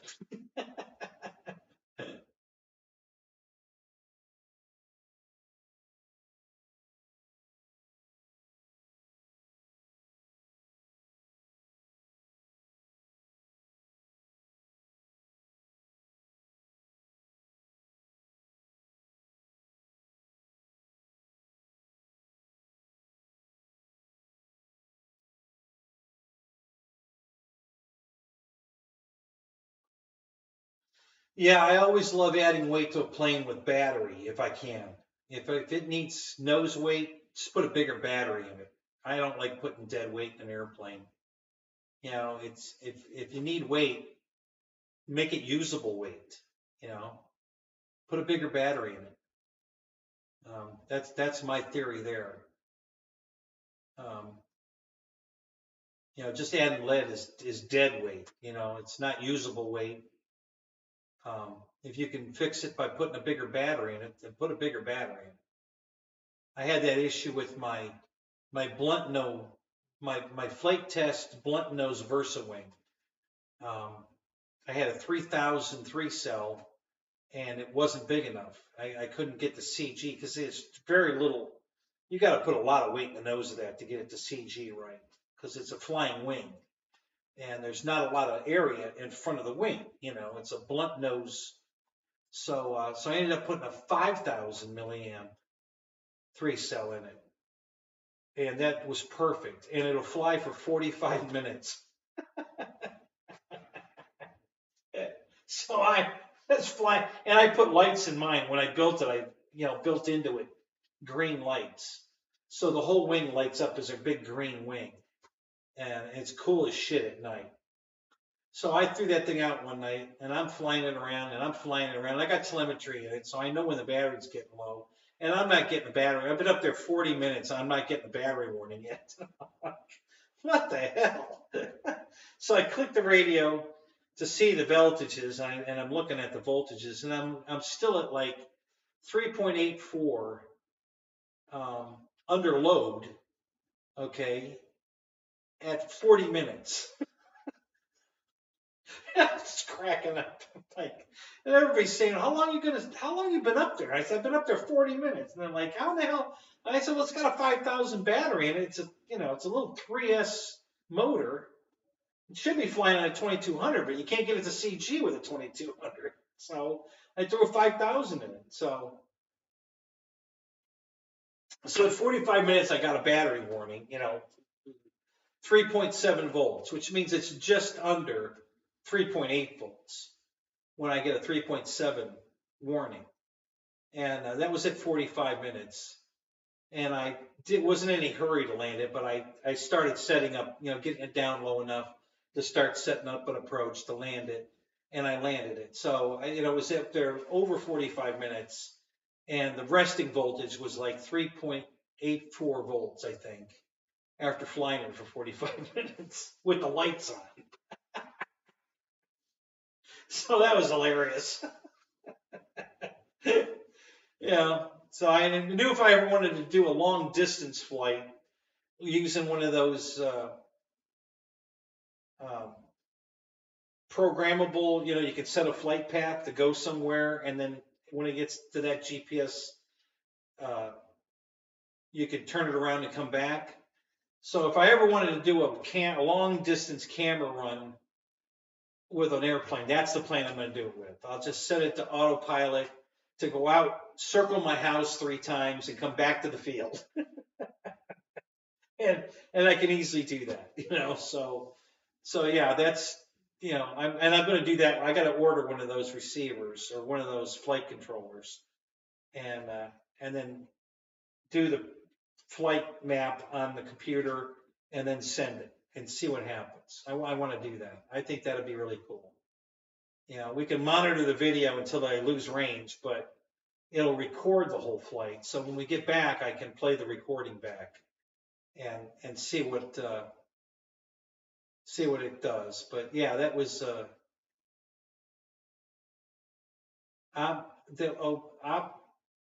Optera. That's the one.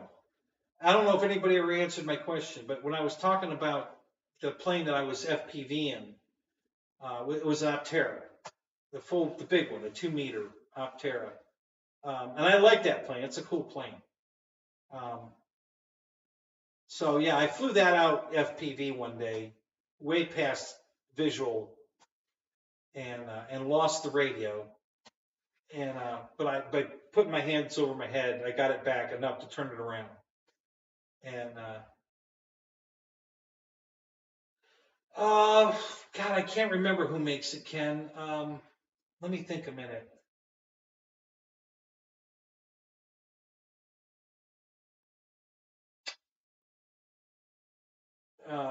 On flight test, way back, we're going back about 7, 8 years. David and Josh were playing with that system, and David was setting up flight paths. He would waypoints would like here, here, here, here, and they take off and hit the go button, and it would go fly the flight path that Dave set up. And I can't remember who makes it right now. But it was pretty cool. It just flew exactly, and then it just does when it finishes your waypoints, it just comes back to home and circles over top until you take the system back. It's on autopilot basically until you take it back, and you command the radio back, and then you have it and you can land it. But once you set the autopilot, it flies the waypoints that you've already pre-established. So it's pretty cool, and it's perfect if you want to do long distance surveillance. If you just want to get some beautiful country or fly it out over the ocean, and back, and you don't have to worry about losing a radio signal, because once it's on autopilot, it's flying off the GPS, and that'll cover altitude and heading, and it's just going to fly the waypoints that you set. So as long as you set it to go somewhere and come back, as long as you have enough battery to make the trip, it'll go out there and come back, no problem. And then when it gets back to you, it'll circle overhead until either the battery dies and it crashes, or you take it back, you turn the autopilot off where you have control, and then you just bring it and land it. Eagle Tree, I think, is one of them. I think you're right. Yeah, it probably is illegal now. This was before they set this all these new rules. But I don't care. I'd fly it anyway. Nobody around here is going to give a shit. You know, the cops here don't care about nothing here. They really don't. You know, I mean, if you're shooting somebody, yes. But hell, even if you're driving without tags, they don't pull you over here. You know, my airplane trailer is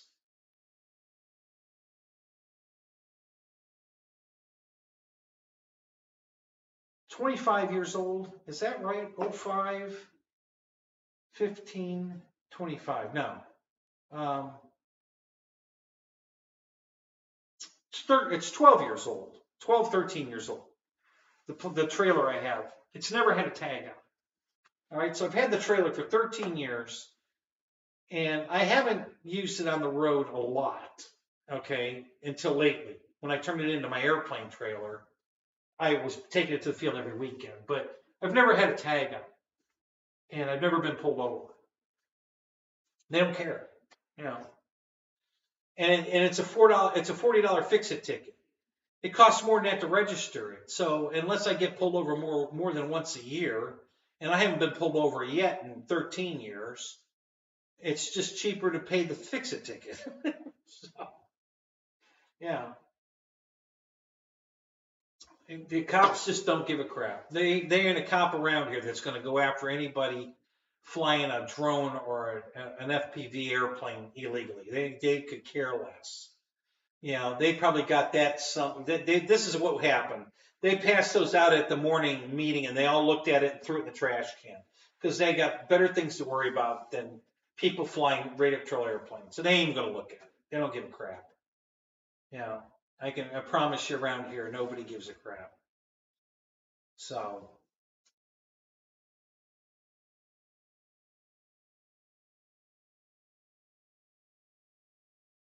Yeah, oh crap, the FPV cops. Yeah. So.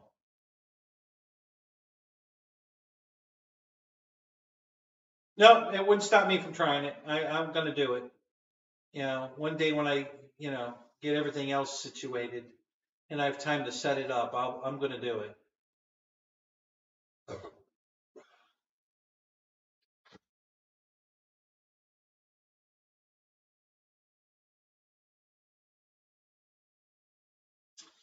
All right, Ken, just to let you know, I don't know what the rules are there, okay?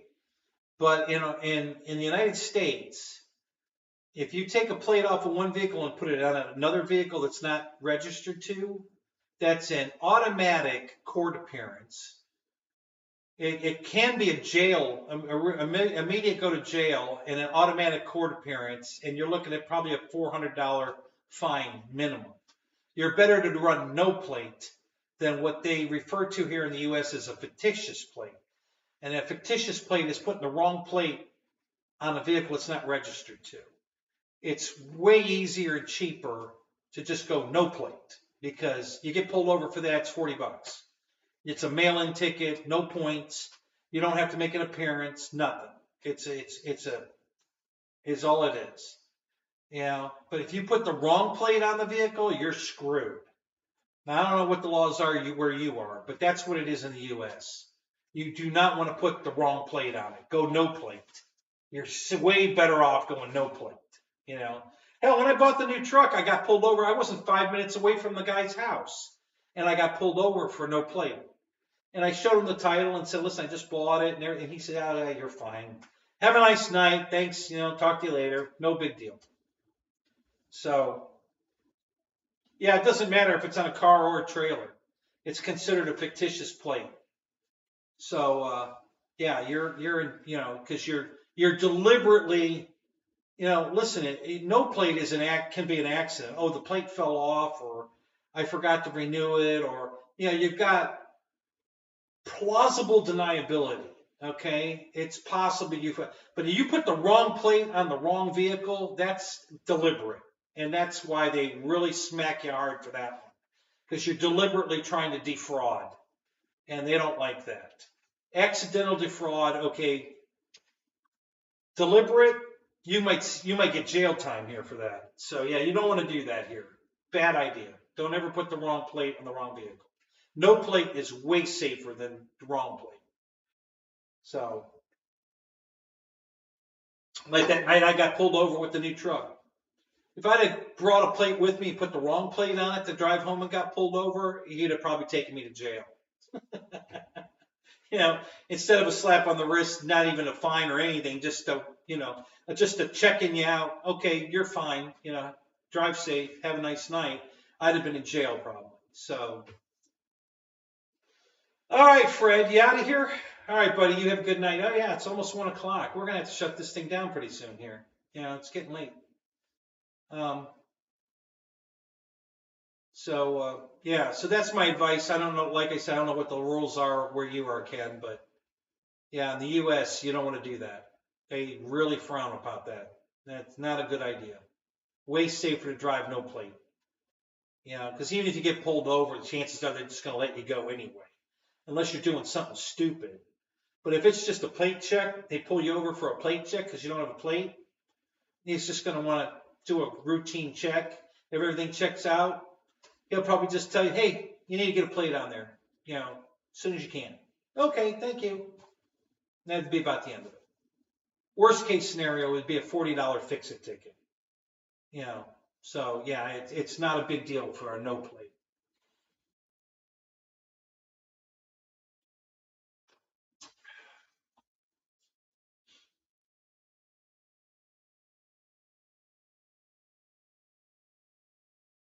Yeah, cross tagging. Yeah, it's like cross dressing but different.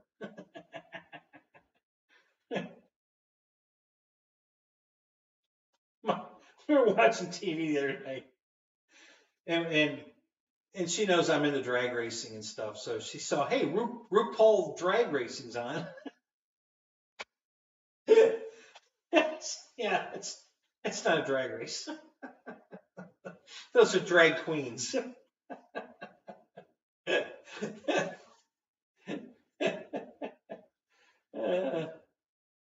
Keith, you out of here? All right, buddy. You have a good night. Oh, you're saying good night to Ken. Ken's out of here. All right, Ken. Hey, have a good night, man. We'll see you later.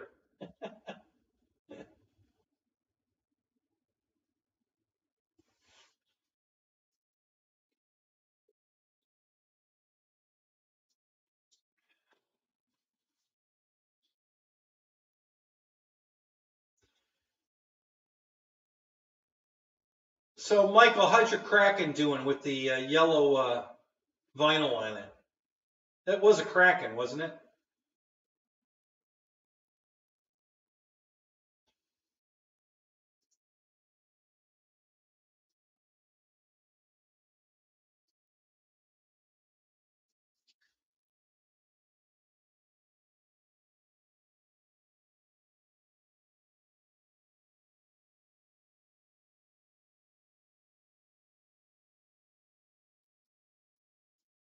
Do you have more than one Kraken?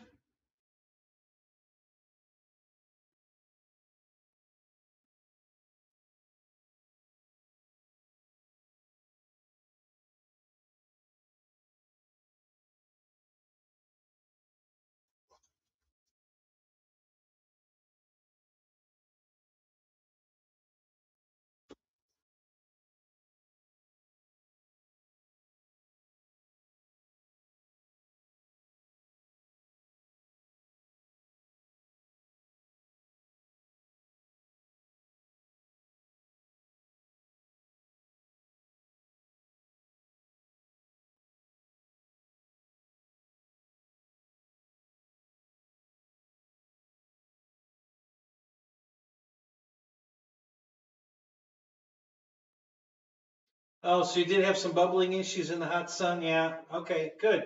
Good to know. I wanted to know that. When what did you put on the second Kraken? Is that when did you paint it or just the bare paper? What did you do with that one?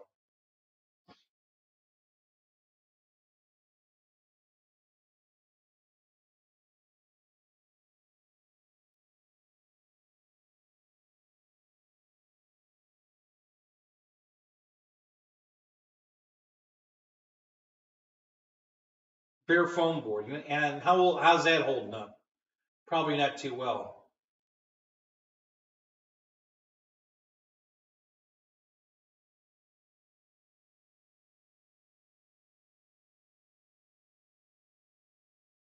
Really?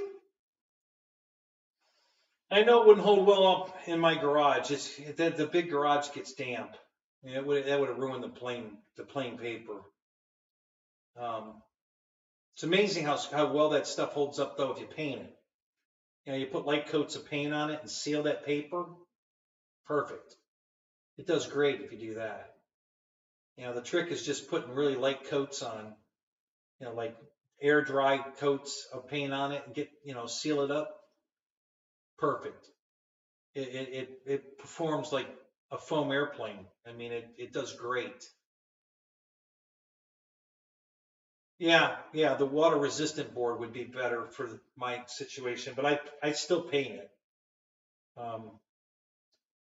And that's what I'm going to do. I want to seal it up.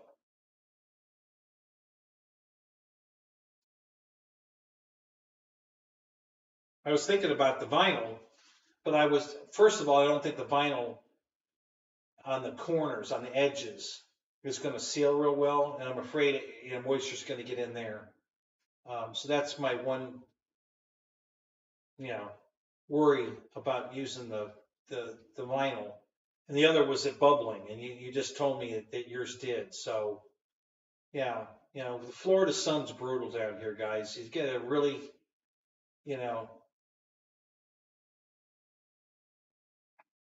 really got to give it a lot of thought before what you're going to do down here, because hot glue don't work down here. Foam board can be temperamental if you're not careful.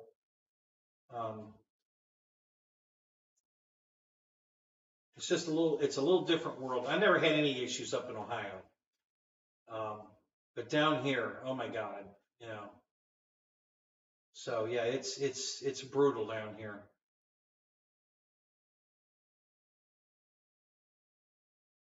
Yeah, that's I was actually thinking of doing both, Michael. I was thinking I'd spray paint the edges, and get it sealed up on all the edges, and then just do the flat surfaces with the vinyl, and then I could just roll it to the edge and then trim it, and because the edge is already painted and sealed, it would come out pretty good, and I wouldn't have to worry about, folding it over and, overlap and all that. I wouldn't have to deal with any of that because the edges will all be pre-painted, maybe an inch into the wing all the way around, just let it bleed. I wouldn't do a hard cutoff, just let it bleed off and make sure that the edges are all sealed with paint, and then just vinyl it and trim it off.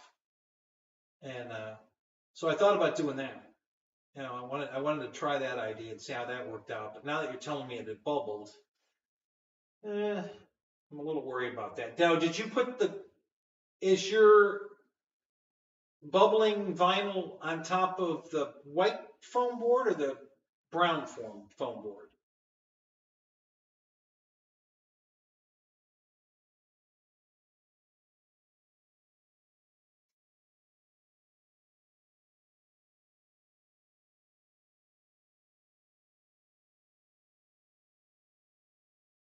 Yeah, man, I like your cooler idea. It's a good idea.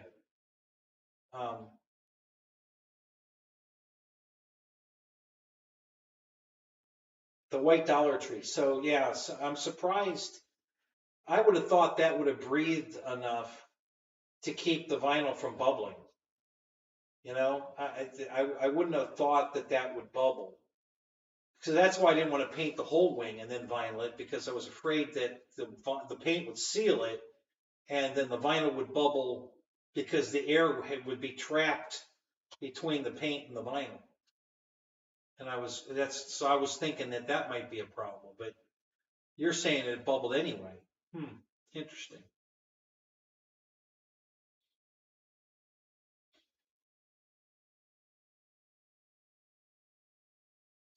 Yeah. Yeah. Yeah, it's something I'll have to play with. I might do both techniques on the same airplane and just see how it does. For sure I'll know if one way is working better than the other, is because the airplane's in the same conditions you know, the whole airplane. So if the part that's all painted versus the part that's half painted and half vinyl, I'll be able to tell which one works better. You know, maybe I'll do the top of the plane in vinyl and the bottom of the plane I'll just do in paint and see how that works out. I don't know. I have to give it some thought. You see, you're using another brand of vinyl. Where'd you get that vinyl at?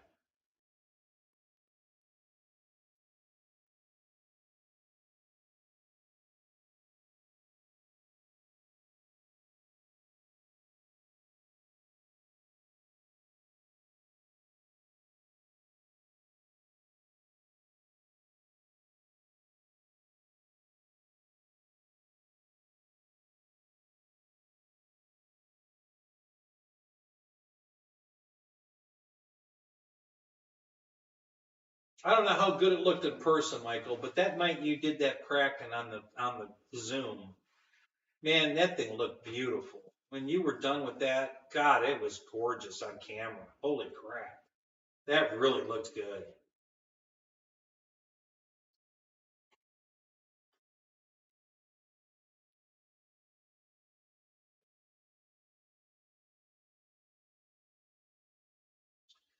So the place is called, how did you find this place? Brilliant Vinyl.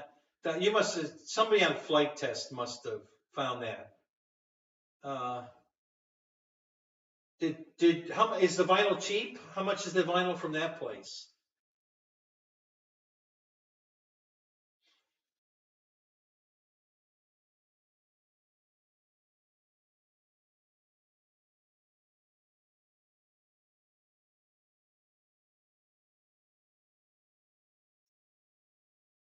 All right, Keith. Now you're out of here. All right, buddy. Have a good night. Now we're gonna be gone right after you here. I'm shutting it down here. We're down to 10 people and yeah, it's 1 o'clock. It's time to cut this off. More than Dollar Tree, but not bad. Okay, all right. I might be I might try that. We'll see. I'm gonna give some of this stuff some look at. You know, as soon as I get the house in order, um, I just have so much crap going on, guys, that you don't know about, and it's not. It's just all kinds of stuff, just life. All right, but I just got a lot going on, and I'm just trying to get it all. My TV that's going bad. I still had. They sent me all the parts to fix it, but now I got to make an appointment to get the guy out to do it, and I haven't had a chance to do that because I've just been too busy with everything else. And at the moment, we still can't get to the television. I gotta move all this crap out of the way so we can get to the television, and I just haven't had a minute to do that. So, but I do now. I've gotten everything else. Um, Pretty much, I got the battery coming. I've got new. I lost my AMA cards. I got new cards coming. I got the battery coming for the laptop. I got um, what was the other thing I had to do online? There was something else. I got that taken care of. So now the last thing is to make the appointment for the guy to come out and fix the television. So I got to do that this week. I'm going to make that appointment and get that crap out of the living room so he can get to the television. And I've been working on trying to get that big box I moved, I told you guys about. I'm trying to get it moved over in the corner where I can use it, put the lawnmower in it to make up more room in the garage. And I've been struggling with some things with that. The lawnmower got stuck twice. I had to drag it out with the car. It goes on and on. It's never an easy day. I'm constantly having to, you know, it never goes as planned. So I keep getting farther behind, even though I keep trying to get it all done. So, but hopefully we'll get the TV fixed. I'll make the appointment this week, and I don't know how long it'll take the guy to come out and do it, but I want to get the TV fixed, so that's off the plate. The new laptop should be in this week, probably the end of the week, and I can get that off the plate. Hopefully, the new battery will work and we'll be good. and then they said 2 to 4 weeks to get my new AMA cards, so I'm waiting for those. So anyway, just life, no big deal. Plus the whole accident and work, and so anyway. All right, guys, I'm cutting it off. Have a good night, guys. Thanks for coming. It's been fun. Love you guys. Love when you come in. It's just good to hang out. So, so thanks for coming. We'll catch you. If not before Thursday, I'll probably see you in somebody else's show. Tomorrow night's flying with Fred. So if you guys haven't done the real flight thing, you don't have to have real flight, guys. Just come hang out with us. It's another live stream just like this one. Just jump in Fred's stream and you can watch all of us fly while you're chatting in the chat, and just come hang out. It's a lot of fun. Even just come hang out and watch us fly. And then you guys that do have real flight, you can just jump in the room and fly. So it's a good time for everybody. Even if you don't have real flight, you can still come hang out in the chat room just like you are right now and watch us fly. Because Fred just broadcasts the flying, the whole thing. He does what Jeff does. We're live flying, and he puts his little picture down in the corner of the show while he's chatting with you in the chat, and you get to watch us fly. And Fred keeps changing who the focus is from one pilot to the next, and it's a good time. So yeah, so come join us in Fred's show tomorrow night. He usually tries to get started around 9, and if you have a real flight, come fly with us. It's a lot of fun.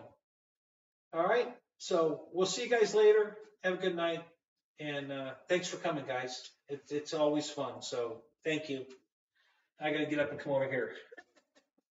I can't end it from over there. I gotta come over here. So let me do this first, and